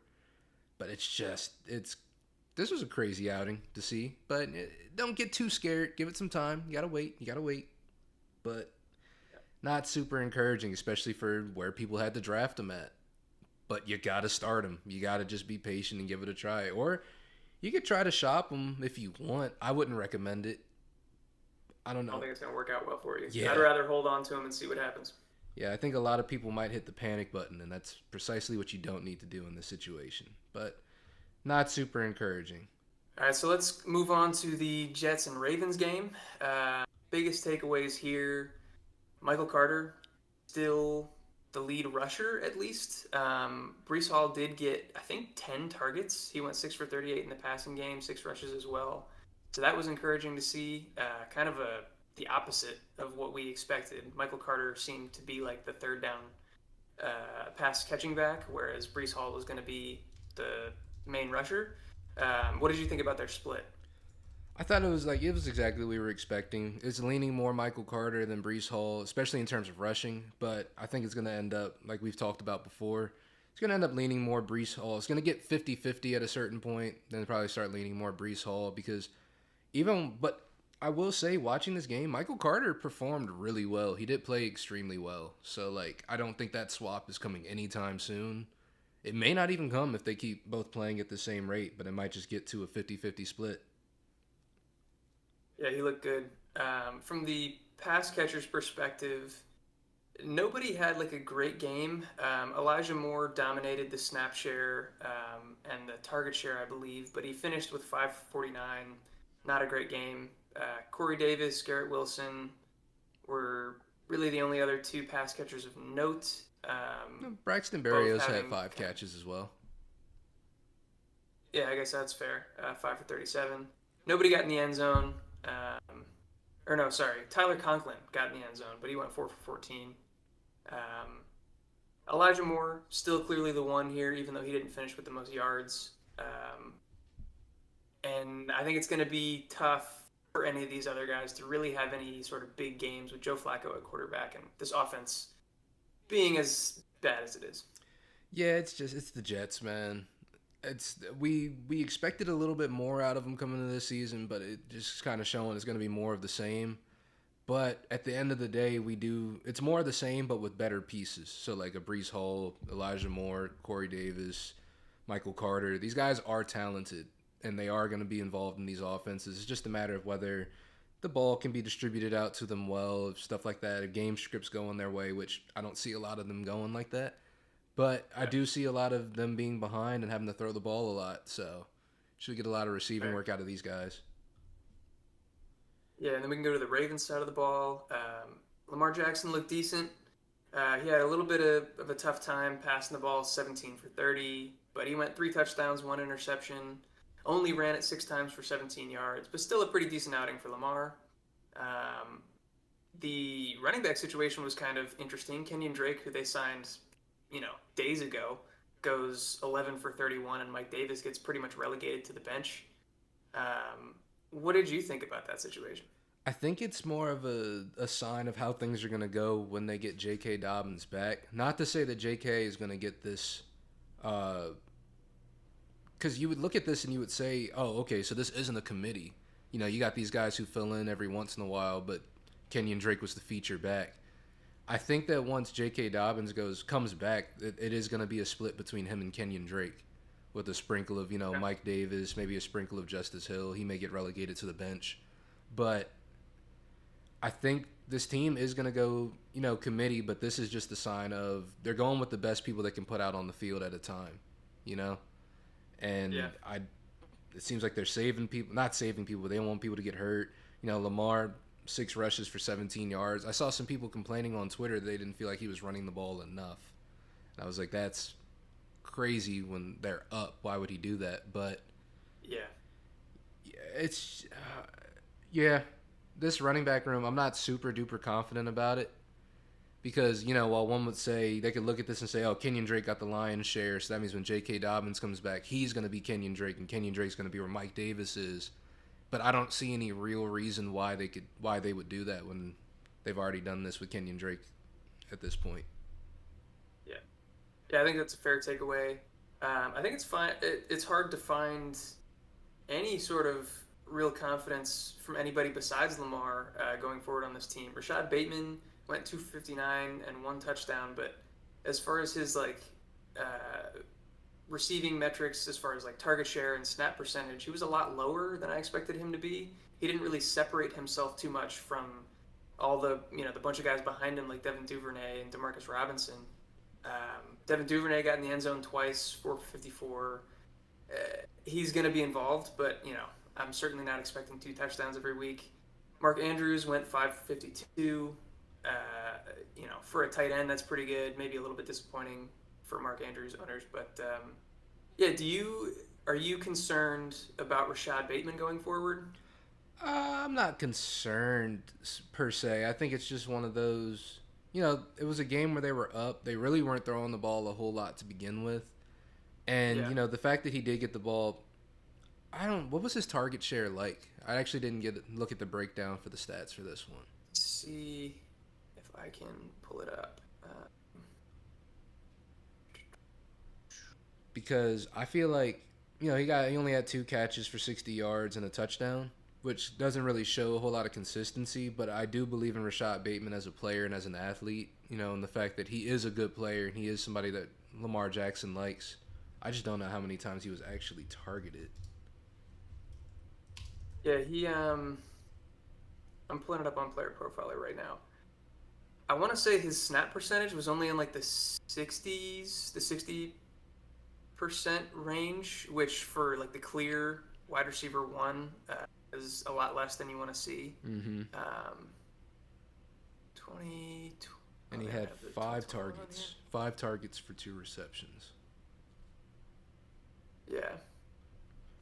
I, In terms of I guess target from a share, season long, I'm not mad at that. In terms of target share, I'm not mad at it. yeah, in season long leagues, you got him at a probably pretty decent price. I'm not worried about him there. He's still going to be, the wide receiver one. He's going to be involved. In Dynasty though, he didn't separate himself. He didn't show that he's like clearly the guy, um, and that worries me a little bit. I might be trying to move off of him if you still have somebody in the league that really believes in him, especially after a 2 for 59 and a touchdown. Like his stats weren't terrible. Yeah, it's like I said, it's not the picture of consistency. It's not the picture of elite, you know. But we got to give it a little bit more time. I wouldn't say it's not time to freak out, but some concern is definitely warranted. So, Wrap up that game. hmm We can go to the Commanders and the Jaguars. Carson Wentz actually had, from a fantasy perspective, and I guess from a real life perspective too, a pretty decent game. 27 for 41, 313, 4 touchdowns, 2 interceptions. I believe he finished as the QB3 on the week. Um, I don't expect that to continue to be the case, but not bad for the first start for the Commanders. And we got the dub. How did you feel about this game? it was a roller coaster, man. It's a roller coaster. Yeah. For those of you guys who don't know, we're Commanders fans, so it was a Yeah. rough game to watch us struggle like that against the Jaguars. However, I do believe the Jaguars performed better than a lot of people thought they would. I will say that as well. But Carson Wentz, it's like you said, from a fantasy perspective, and I guess from a real life perspective because they won, but only because they won, because that middle section of Yeah. the game was terrible for Carson Wentz. But, he pulled it out at the end, did well at the beginning. That's all that really matters. In terms of just players that I'm excited about from this team, Gibson performed extremely well this game. That was really encouraging to see. We finally get to see him used as a pass catcher. I Mm-hmm. think he led all running backs in targets and receptions. He also had 72 yards receiving to go along with 14 carries, 58 yards. Had a That big was a catch. fantastic game. Very big Yeah. catch. That was a big catch. Terry McLaurin involved, but not heavily involved. The ball was distributed a lot more than I thought it would be. Curtis Samuel was Yeah. extremely involved in this offense, which is something I've been waiting years to see. Yeah. He's gonna be somebody we talk about near the end of the video as far as waiver wire pickups. He was incredibly involved through the air and on the ground. He got 4 carries, he got 8 receptions, found his way into the end zone. Mm-hmm. Yeah, like you said, Scott Turner came over from the Panthers along with Ron Rivera. They brought over Curtis Samuel with them, intended to use him the same way. He just hasn't been healthy until now. So I think we're finally getting to see what they wanted to do with him. So that's exciting. Also, Jahan Dotson, 3 for 40 and 2 touchdowns. Even with 3 catches, his overall involvement and like snap share was really, really high. He was on the field a ton, so I expect him to continue to do good things. If he's available in your leagues, he's another guy to go pick up for sure. Yeah, Jahan Dotson proven to be a great first round draft pick. He was balling out there. You love to see that. Yeah. And then from the Jaguar side, the biggest surprise that I saw, and then I'm sure it's also the same Eric saw because he's shaking his head. Mr. James Robinson. James Robinson back. I, I'm shocked. I am shocked. Like, go ahead. No, I was just gonna say, like, so does this mean Cam Akers just kind of sucks? You know? I don't know. So, like, I was trying to piece it all together, right? We're talking about Achilles injuries at the running back position throughout all of history. Mm-hmm. The only two prior to these most recent ones that, like, sort of came back were Marlon Mack and Deonta Foreman. Besides them, everybody else was out of the league within a year or two after their injury. But Deonta Foreman couldn't beat out Chuba Hubbard for the backup role this year in Carolina, and Marlon Mack got cut. So I was like, okay, clearly this means bad things for Cam Akers and James Robinson. Cam Akers comes out Thursday night, 3 carries for 0 yards. I'm like, all right, this means bad things for James Robinson. And then what the fuck was this? 11 for 66 and a tutty, and then also pretty involved in the pass. Well, not pretty involved. He only had one catch, but he got in the end zone on that one catch. Yeah, like he looked the same. Good. Yeah, Yeah. he didn't take a step back. It's crazy. And then Travis Etienne, I'm not gonna say it's a bad showing from him at all. He did pretty well. It's his first NFL game. You could kind of tell from watching that he's still trying to keep up with this NFL speed, especially on some of those catches. He got blindsided a couple times on those screens. He started to realize it's not as sweet out there as he thought. But I'm excited for him to go throughout the season, especially seeing James Robinson perform, so that pressure isn't on Etienne to really learn this position super early. But it's just, anytime he was on the field and anytime he touched the ball, it was super exciting. As you see, Yeah, average no, 11 yards per carry. almost 12. Yeah. He was super explosive, really efficient. Definitely disappointing from a usage perspective. Mm-hmm. I think we were just wrong about James Robinson. I was under the impression that he was going to be used really sparingly and that he wasn't going to look good. But nah, I mean, he looks good. He's the clear lead back. Etienne did get wide open on an early play in the game. That would have been like an easy walk-in touchdown, and Trevor Lawrence missed him. But he did go 2 for 18 in the passing game. He had another drop that was his fault, not Trevor Lawrence's fault, in the red zone that could have potentially been a touchdown. Yeah, looked explosive when he touched the ball, just didn't touch it very much. That was kind of disappointing. From the pass catcher's perspective, Christian Kirk looked amazing. 6 for 117. We saw this coming, and you love to see it. 6 for 117 with 12 targets. 12 targets. Huge. It's just, he's the guy that we were super excited about in this whole offseason. He was a late round draft pick. He was someone I was saying you got to take a chance on it because he could put up wide receiver 1 numbers, which he proved this week. He's capable. It's in this realm of possibilities. It's something he's capable of. So it's just what you love to see, man. You love to see Christian Kirk out here balling. Other people are involved. Zay Jones, Marvin Jones, even Evan Ingram getting involved. Didn't do too much with it, but was definitely involved in this offense. I feel like they're going to be down a lot. I feel like they do want more experience for Trevor Lawrence throwing the ball and getting good looks. So this team is going to be throwing the ball a lot, and it's good to see that the guys we thought were going to be effective ended up being effective, and even seeing some other names start to emerge. Yeah. If I had to put money on it, I think Zay Jones is probably the wide receiver 2 here going forward. He looked actually really good in the action that we saw. So not a ton more of note there. Is there anything else you want to talk about before we move on to the next game? We're good to go. On to the next one. All right. We'll go to the Vikings and the Packers. Man, the Vikings looked so good. It's great to see this team unleashed, not under Mike Zimmer anymore. We got Kevin O'Connell stepping in, and dude, Justin Jefferson is just an animal. Jefferson, the God 2.0. Oh my God, dude. 9 for 184 and 2 tutties. Basically, all within the first half. He did a little bit more at the beginning of the third quarter, and then they didn't really need him. They just went to Dalvin Cook for the rest of the game. But that was insane. Yeah, and even, I know I saw some words about Dalvin Cook online, this and that. He had over 100 yards. Over 100 yards, touched the ball 23 times. Just didn't score any touchdowns, which we feel like that's going to change this season. Hopefully it does. But Justin Jefferson, that was just the picture of just domination. It was just no one could hold him that whole game. Yeah, and there wasn't too much behind him either. Maybe that was just due to game scripts where they didn't really have to pass very much. But Adam Thielen only got 3 catches, Dalvin Cook 3 catches, KJ Osborne same. So it's really just the Justin Jefferson show there. And clearly he's in that Cooper Kupp role. They did the same thing where they're moving him all around the field, getting him in mismatches against linebackers and stuff like that. It was so exciting to see. Yeah, 100% agree. And that's all we really have to talk about on that side of the ball. Like, I mean, Kirk Cousins, he did okay. Nothing too great, but I mean, he did what he was supposed to do in this game. They were up.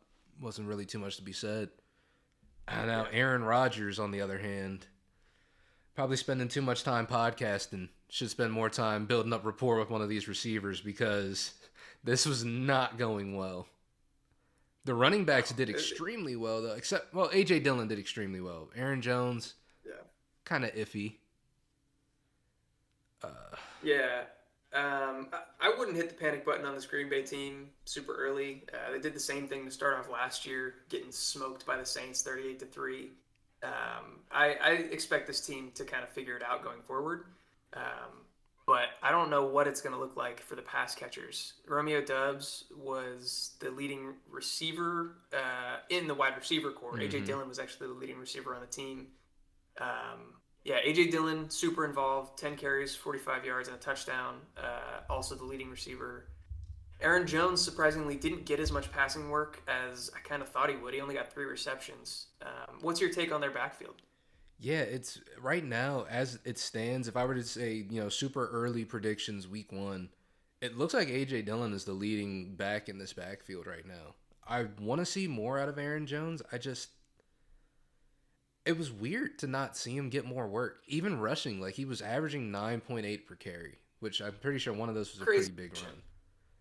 But Yeah. at the same time, it's like you think a guy like that on a team with receivers that are this iffy, that he would be on the field more and be way more involved than he was, which he just wasn't. Which is hopefully just one of those adjustments they make, following this game. Like you said, they did really poorly week 1 last year, adjusted, and ended the season in a great place. So this could very well change next week. But, yeah, it's looking like A.J. Dillon's season right now. I still like both of these running backs going forward, and I don't like any of their receivers going forward. It's going to be hard to trust any of them. Yeah, it's a mess. It's a definite cluster. So I don't really think there's too much to talk on that one. I don't know if there's anything to really be patient about. It's just watch and see if they fix something. Yeah. Yeah, we can go on to the next if you want. Mm-hmm. So the Titans versus the Giants, another nail biter of a game. From the Titans' perspective, Derrick Henry did carry the ball 21 times, but only managed 82 yards and didn't find the end zone. If you drafted him high, you're probably a little bit disappointed, especially because I believe the Titans were leading for basically all of this game until like late in the third quarter. You wanted to see a little bit better from him. The Giants do have a pretty decent run defense, but what do you think about Henry going forward? I think, he's somebody they want to be super involved in this offense. So, I think it's nothing to really get worried about. I don't know. It's just the Giants' defense is also something that's always slept on every year. I feel like every year they're somewhat decent. They're not really like a top 10 defense, but they're usually somewhere in the mid mix. So they're not as sweet as a team as people think they are, obviously, because they did come out here with the win.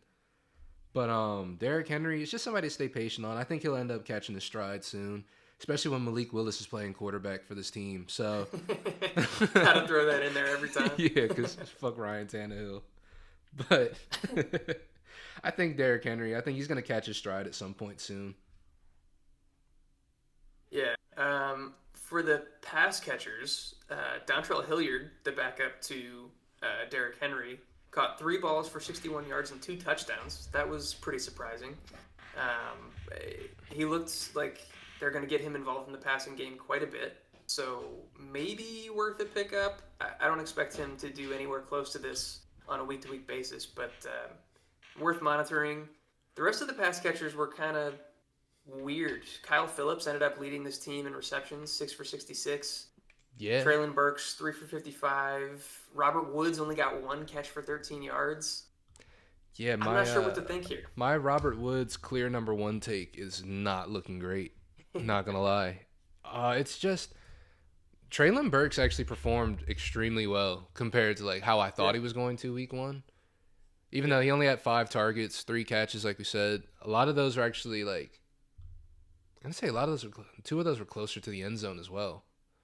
So it's not like he's not involved in this offense. I just don't know what they're doing with Robert Woods. I don't know what this team is doing. I'm not going to really have a clear picture. They're not going to be performing at 100% until Malik Willis is in. So it's just, in terms of the pass catchers, Kyle Phillips, Probably going to be one of the bigger waiver wire pickups this week as well, just because he's shown that this team trusts him for some reason, even though we've never really heard of him before this. I don't. I just don't know how to make heads or tails out of any of this receiving situation at all. I like Traylon Burks, but I don't know how involved he's really going to be either. So it's just I don't know what this offense is besides Derrick Henry, and Yeah. he didn't even do too much. So I don't know what this offense is. I think this is a wait and see. I think there's a lot of question marks. Woods was coming off the ACL tear. Traylon Burks is a rookie and had a bunch of up and downs this offseason.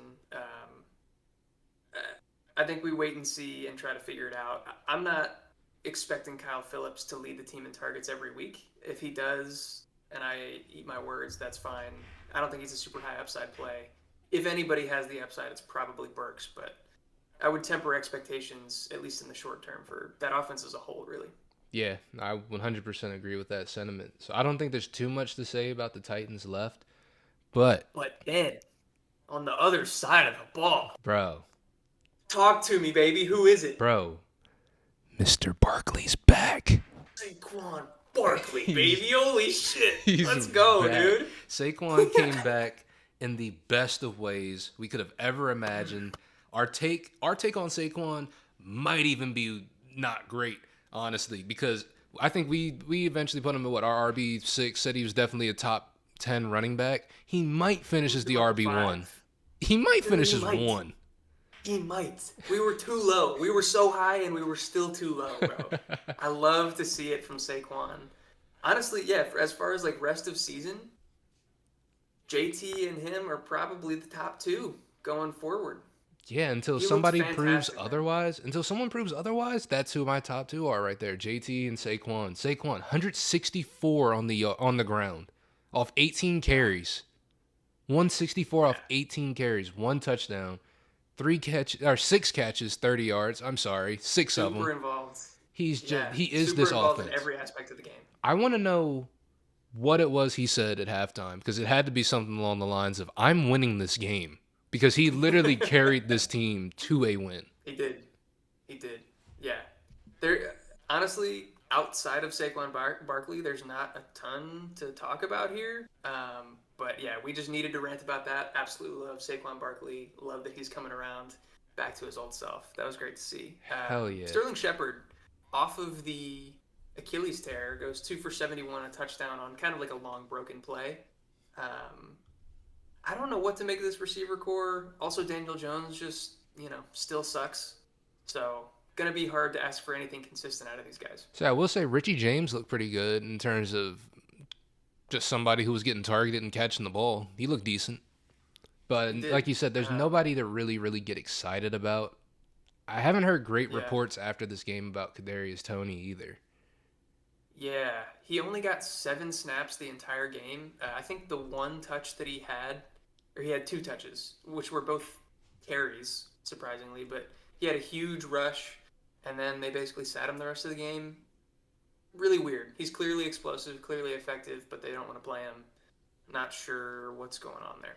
Yeah, I got a feel we might see a trade coming up. I'm not gonna, be that guy in the conspiracy theory tinfoil hat, but we might have a trade coming up soon because Kadarius Toney, way too talented to not be involved in this offense. So something has to be up. Yeah. But it's biggest takeaway from this game. Saquon is back. He's back in full strength. This is the most explosive we've seen him in years. He was running angry, putting that shoulder down. He's running like he's supposed to now. So it's just, I'm happy to see it. I love to see it. Yeah, absolutely love to see it. Yeah, that'll take us into our next game.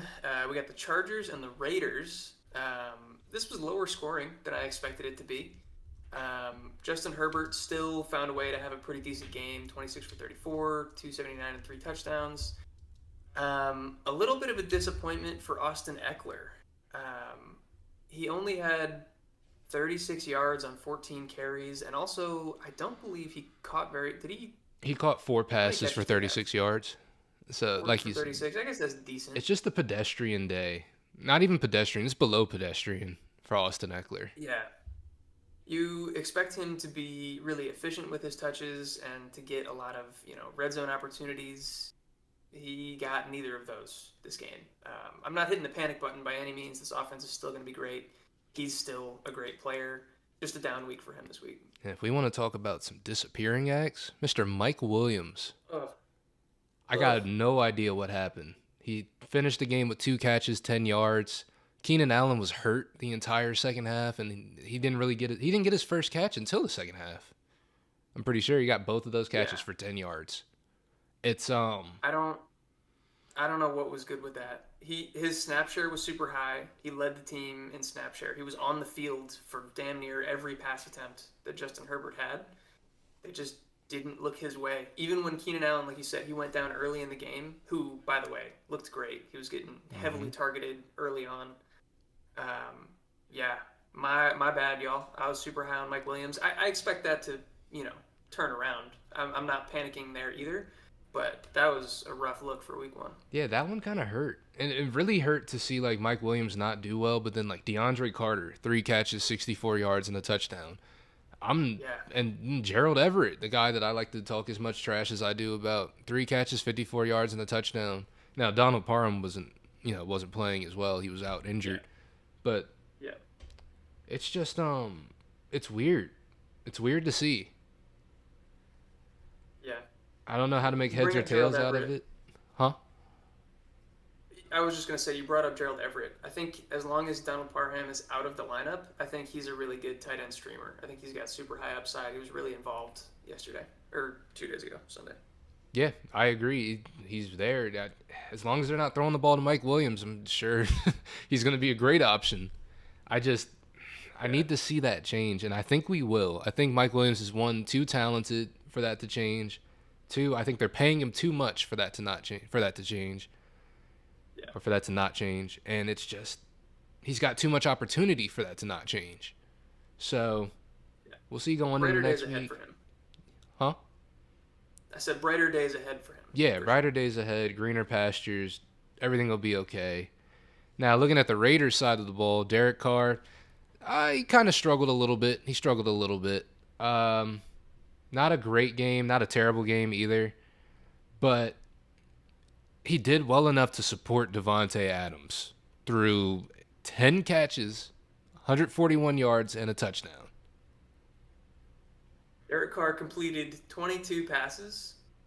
10 of those went to Devontae Adams. Basically half of the offense was Devontae Adams. He looked fantastic. He's not slowing down. He's still, I guess, we got Justin Jefferson making a strong argument for best receiver in the league now, but Devontae's still looking amazing. He's going to be great going forward. I thought Darren Waller looks pretty good as well, 4 for 79, and also he was open in the end zone, and Derek Carr targeted him, but it was like way behind him, so he missed out on a touchdown there that could have made his week a lot bigger. Yeah, agreed. And then Hunter Renfrow, bit of a disappointment out of Hunter Renfrow. You would expect more targets out of him. Honestly, you would expect the 10 receptions to be for Hunter Renfrow since he's played with Derek Carr all these years. But apparently, like Yeah, we've talked about before, kind of pounded the table for, that quarterback, wide receiver college connection, it does mean something. yeah, But, yeah, everyone else for this team, pretty pedestrian days. Josh Jacobs, he did okay. It's nothing to really, shake the table about. Yeah, outside of yeah. really Devontae Adams and Darren Waller, this team, you see where this funnel is, for sure. Yeah, which you love to see from a fantasy perspective. I think they're going to be in a lot of shootouts. They're going to have to throw a lot, and it's clearly Devontae Adams and Waller is the 1 and 2. So that's good to see. Josh Jacobs, I will say, in a game where game script didn't favor him, he didn't split the backfield as much as I thought. Brandon Bolden got in for 3 carries. Josh Jacobs got 10 for 57. He looked fine. And no Um, Zamir White. but yeah, no Zamir White, which was kind of a shock. But yeah, neither of us were super high on Josh Jacobs going into the season. I still don't expect great things for him going forward, but he'll be decent, I guess. Very fair. I think that's all we really got to say about that game too. It's pretty straightforward. Yeah. So now we're going on to, I guess, one of the biggest shocks. This is the biggest deficit this week, which I never saw coming. We got the Kansas City Chiefs and the Cardinals. Um, I mean, on the Chiefs can look great, man. yeah, the Chiefs looked like they were firing on all So cylinders. good. Patrick Mahomes came out there with something to prove.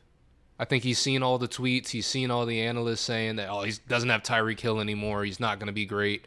And yeah, this was a big old middle finger to everybody who said that. Finished with 360 yards and 5 touchdowns. That's just, he did Patrick Mahomes things, and I don't know why anybody expected them to do otherwise.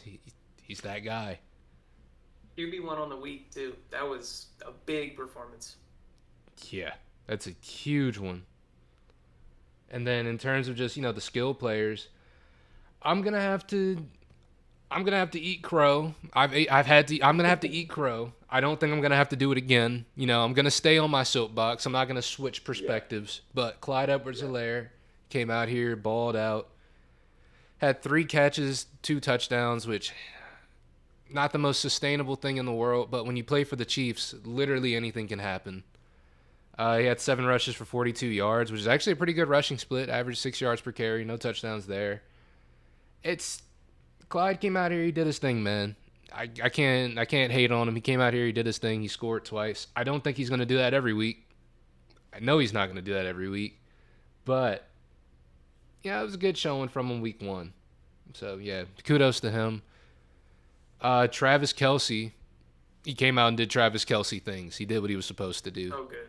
8 catches, So good. 121 yards, touchdown. He's the number 1 tight end. That's what you drafted him to do. He did exactly that. Yeah. Yeah, in an offense that played so well, that scored so many points, other than Travis Kelsey, it's still kind of hard to figure out who's going to be the beneficiary of all of those points. I thought Isaiah Pacheco looked really good on the ground, 12 for 62 and a touchdown. He had gotten a lot of buzz early on in training camp and in the preseason, and then that kind of tailed off as we got closer to the start of the season. But he was really involved. That was good to see. Obviously, Kelsey is the one there. Juju had himself a pretty decent game, 6 for 79, and then behind that, Clyde got 3 catches for 2 touchdowns, but it was pretty spread out. MVS with 4 catches, Sky Moore got himself a catch, Mecole got himself 3 catches and a touchdown. Mm-hmm. It was all over the place, and I think that that's probably going to be the case every week. It's Travis Kelsey and Patrick Mahomes, and then you know you want pieces because they're going to do well, but it's hard to predict who it's going to be. Yeah, it's just one of those situations where they're gonna probably have to spread the ball out more, just because they don't have a Tyreek Hill who has his talent, who is as talented as he is. That was a wild sentence trying to get through it, but yeah, he's just Patrick Mahomes is good enough that he can make everybody in this offense effective, and that's what he did this week. Now, is everybody in this offense fantasy viable? That's kind of a toss up, but just looking at the stat breakdown, you can kind of see who this stuff is funneling through. And it looks like stuff is going to be going through Travis Kelsey, which of course we guessed. And Juju actually came out there with a very solid performance with 6 catches, 79 yards. Yeah, And like you said, MVS also showed up. So it's just, they're still getting the ball out there to the most talented players. I think Sky Moore is going to end up taking a step up at some point soon, of 2 eventually. eventually. Yeah, It's just going to be exciting. This team is electric, so they're going to be fun to watch every week. They should put up a lot of points every week. This should just be the first of many, because this Cardinals team, it shouldn't be as big of a slouch as the Chiefs made them look, and they did. So, yeah. Kyler had a bit of a tough day. Only went for 139 yards and 2 touchdowns. Couldn't really get too much going. James Conner, again, super inefficient, but also super involved. Hopefully, in better game scripts, he'll be better, but I don't know. That offensive line is rough, and he's not making, a lot of plays on his own. He did get into the end zone, so he saved you from that perspective, but I don't know. Benjamin looked good, but that was also in garbage time. What are your thoughts for this backfield going forward? it was kind of like what we had talked about, where like James Conner, he's going to have all the opportunity, but he's just not very efficient.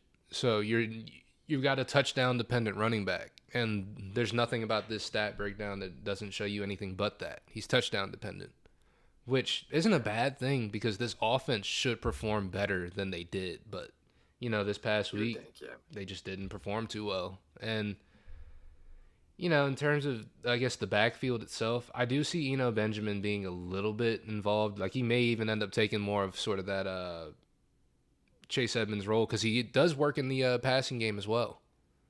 You know? Yeah, I hope that that happens for him because I think he's really effective. I think he's a really good runner and receiver. But I don't know. Kingsbury. I was forgetting his name for a second. He loves to go with just like one workhorse running back. I feel like Eno got more involved just because they were down by so much. Mm-hmm. So I wouldn't expect huge things for Eno, but I think he's definitely worth a handcuff pickup if you have James Conner. Yeah. Um, for the receiving core, Who it the was a bit of a disappointing day, who the fuck is Greg Dortch? dude. So I didn't talk about him. I'm not gonna act like I knew, but I pay attention to like the establish the run pod and like the establish the edge guys Mm-hmm. that are all putting out fancy information. They were pretty high on Greg Dortch.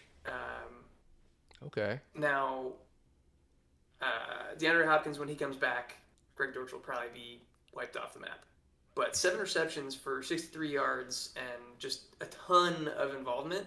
I think he's worth a pickup in most leagues. Yeah. No, I agree. It's just off of 9 targets as well. He's someone that Kyler is looking his way a lot. He had more targets than Marquise Brown. I think Marquise Brown only finished with 6 targets because he had 4 catches. Yeah, so yeah, Marquise Brown, from like a snap share perspective, did really, really well. He was out there for almost every single Kyler Murray pass attempt.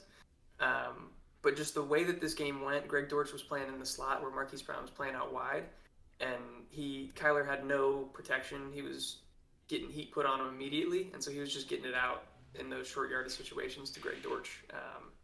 And I could see that continuing to happen throughout the season. So I think he's a decent add. Marquise Brown didn't have a great game, but got in the end zone, kind of saved you there. I definitely expect better things for him going forward. Yeah, it's just you kind of expect better things just from this offense going forward. So Yeah. yeah, it's a disappointing outing for the Cardinals as a whole, but there is still something to be salvaged from this. It wasn't a completely terrible fantasy day for any of these guys. It just it just didn't shake out their way in any way in terms of just how this game was going. So, and that reflected on the fantasy stat sheet as well. So, yeah, that's all we've really got to say about that game. Moving on to the last one, the penultimate game. We've got the Buccaneers and the Cowboys, which yeah, I just love seeing the Cowboys struggle like this, man. Nothing It's makes me great. It's happier. great. Yeah, But it yeah, was a rough one for the Cowboys. Obviously, we talked about at the top of the show. Dak Prescott goes down with injury. Even before that, we're looking really bad. This offensive line struggled. Um, Clearly, they're missing Amari Cooper and Cedric Wilson and Michael Gallup. They need the pass catching help. Um, Noah Brown ended up having the most yards on the team. Dalton Schultz had a decent game, 7 for 62, but CD incredibly disappointing, 2 for 29. This whole offense was kind of disappointing. What are your big takeaways here? nah, this is we got to see this offense operate at, I'm not going to say the best because, Michael Gallup wasn't there, but I feel like he was the only major piece they were really, really missing out of this offense that they have set up now. So, with that being said, we sort of saw them at either their best or their semi best, and they were only able to put up 3 points. That's not great. Only team on the slate to not score a touchdown. Yeah, that's not good. That's not good signs, and Yeah, especially not good signs for the next 6 to 8 weeks when Dak isn't going to be there. So, yeah. I'm not saying it's time to bail on the Cowboys, but it may be time to bail on the Cowboys. I'm hitting the panic button Yeah. on all of these guys. I think Dalton Schultz will continue to be involved. I think he was actually fairly encouraging, 7 receptions, 62 yards. But CD, especially with how high he got drafted in most leagues, I don't expect things to turn around too much. I think he's going to continue to disappoint or at least be inconsistent. These running backs, the game script isn't going to be good, so I don't expect too much from them either. I don't know that there's too much else left to say. It's a pretty negative outlook for the Cowboys. Yeah, I'm just gonna leave the Cowboys there. It's just like you said, there's nothing to say anymore. It's just they're not gonna be a good team right now. They're probably not gonna be a Yeah. good team this whole season. But we'll see what Cooper Rush has got. We'll see what he's got. Yeah, we'll see. We'll find out. And then just onto the Buccaneers side of the ball, Tom Brady with for Tom Brady, a pretty pedestrian day, 212 yards, one touchdown, one interception. Nothing too great, but it was kind of one of those sloppier games. There weren't a whole lot of touchdowns scored in general. But the one person I know you were super happy to see was out there performing, even though he could have done a little bit better in terms of finding pay dirt and whatnot. Mr. Fournette came out there and hooped. He is the workhorse. Any doubts that we had about that are dispelled. He looked great. He was actually more efficient than I expected. 21 carries for 127 yards. He also got a couple of receptions. He's one of the only handful of workhorses in the NFL right now. He did, I think, late in the game. He came off limping a little bit. They haven't reported anything. It doesn't seem too serious, but they clearly just gave him the rest of the game off in the fourth quarter and let Rachaad White come out. I think Rachaad White is definitely worth picking up if he's not owned in your league as a handcuff for Fournette. If anything happens to him, I think he could be really valuable. But yeah, Fournette balled. Mike Evans looked good. Julio was more involved than I thought. And also, I think, like you said, in a different game, there's going to be more passing volume to go around, and these pass catchers are going to do even better. Mm-hmm. And then Julio Jones, like you said, Julio Jones outperforming his ADP already. He's also pretty lined up. But we'll talk about that a little bit more after we get over the last game. But I just wanted to reiterate what you said about Lombardi Lenny. Yeah, he's the guy. He's that guy. Mike Evans, also that guy. Chris Godwin went down. But he'll be back in a few weeks. Hopefully that injury isn't serious, like they said. He should be back in maybe 3 weeks, 4 weeks. Who knows? But that kind of just lands him around where we thought we were going to get him anyways. So, yeah, it's good things for the Buccaneers. It's nothing really bad to report back. Right. And then finishing things up with our final game, one of the most surprising games of the weekend, Seahawks Broncos. Now, is Geno Smith the greatest quarterback alive? He looked fantastic. He I'll looked give him like that. Russell Wilson. He outplayed Russell Wilson in this game, I thought. Yeah. Like genuinely. I don't know what to make of this game. It was super weird. The Seahawks outplayed my expectations. The Broncos super underplayed my expectations. I don't even know what to give you as takeaways. What are your thoughts here? So my biggest takeaways, I guess, are I'm not going to say anything really, really positive about the Seahawks because I do feel like this game was kind of fluke. But I do see that, Rashad Penny, very involved in this offense, but not super duper involved at the same time. He's kind of he's kind of exactly where I thought he was going to be at with this offense. He is the workhorse back. He's getting all the carries besides, what Geno Smith had. But other than that, yeah, there's nothing really exciting about this team. DK Metcalf, in terms of where you probably draft him at, underperformed severely. Tyler Lockett also underperformed.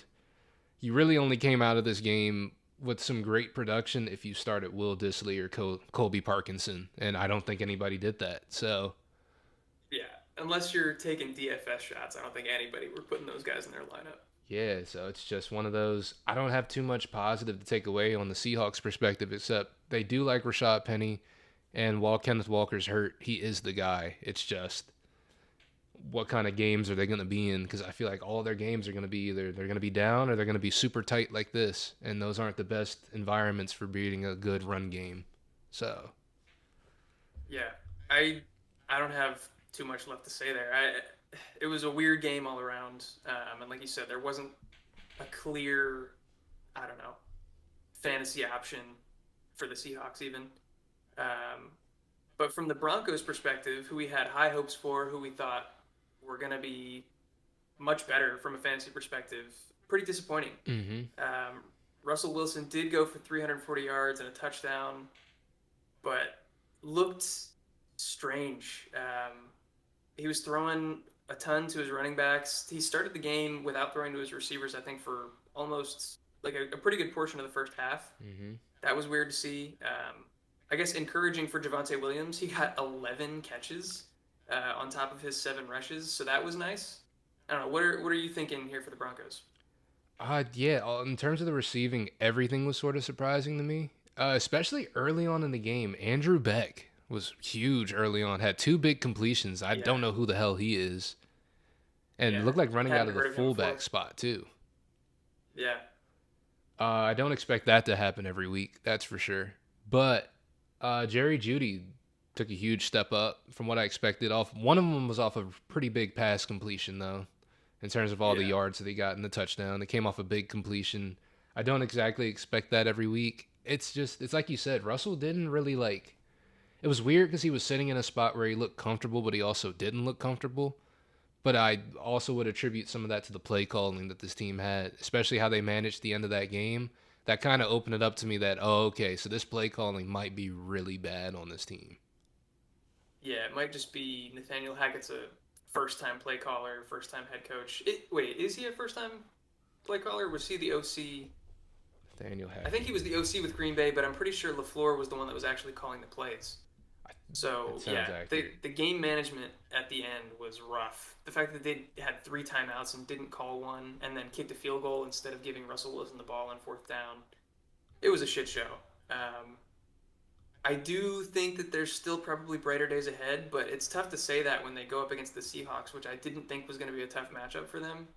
Um, Melvin Gordon got the majority of the rushing work, 12 to 7 in terms of carries, but Javante looked good through the air.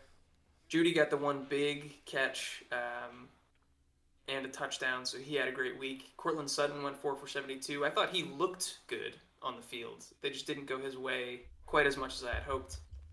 And then, yeah, it was just a bunch of weird usage from random tight ends that we haven't heard of. Alberto got 5 catches for 33 yards, but yeah, just a weird showing all in all.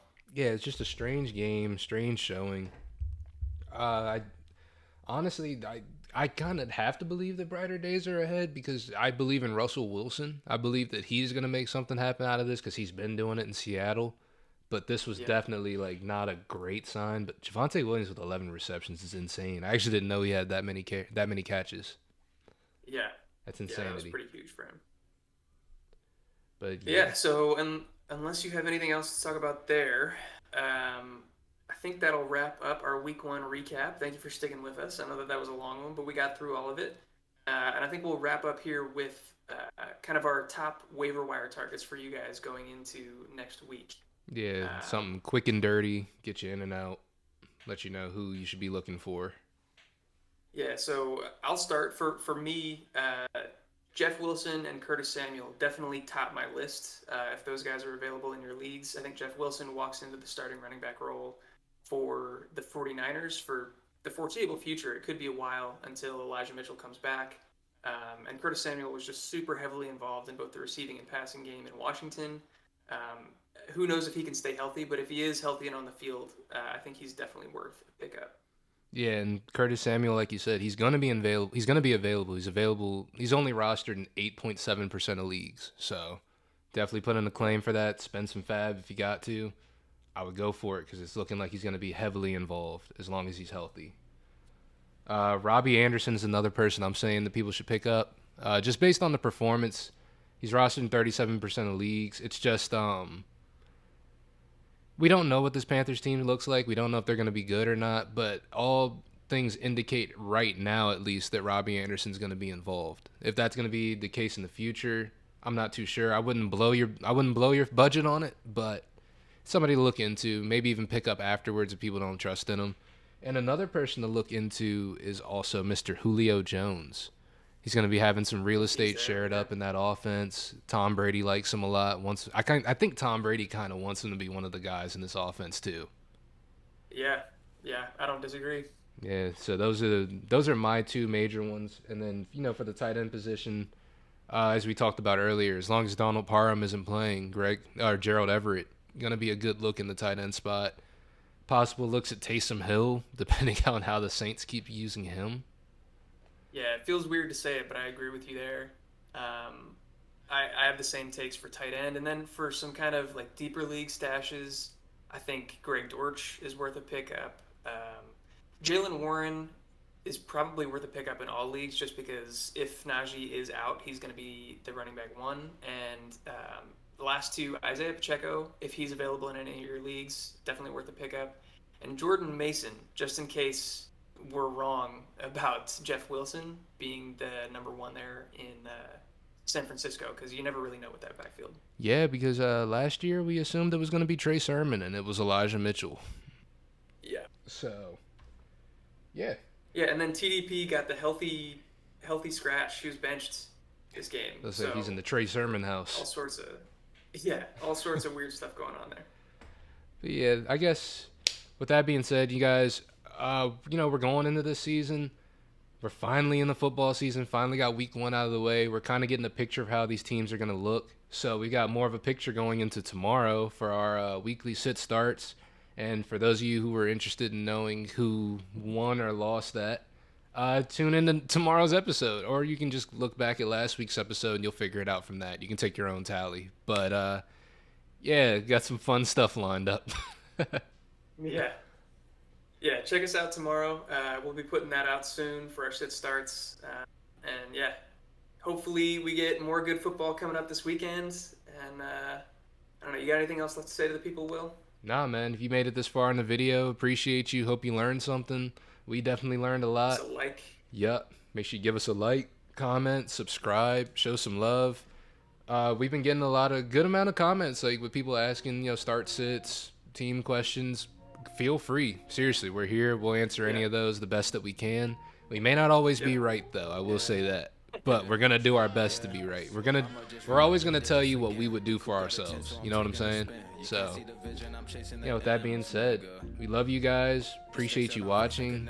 And we'll see you soon. See you a second time this week. Peace. I'm winning again. How could I lose? I was born just to win. Could never lose, so I'm winning again. I'm winning again. I'm winning again. Minute by minute, I'm meeting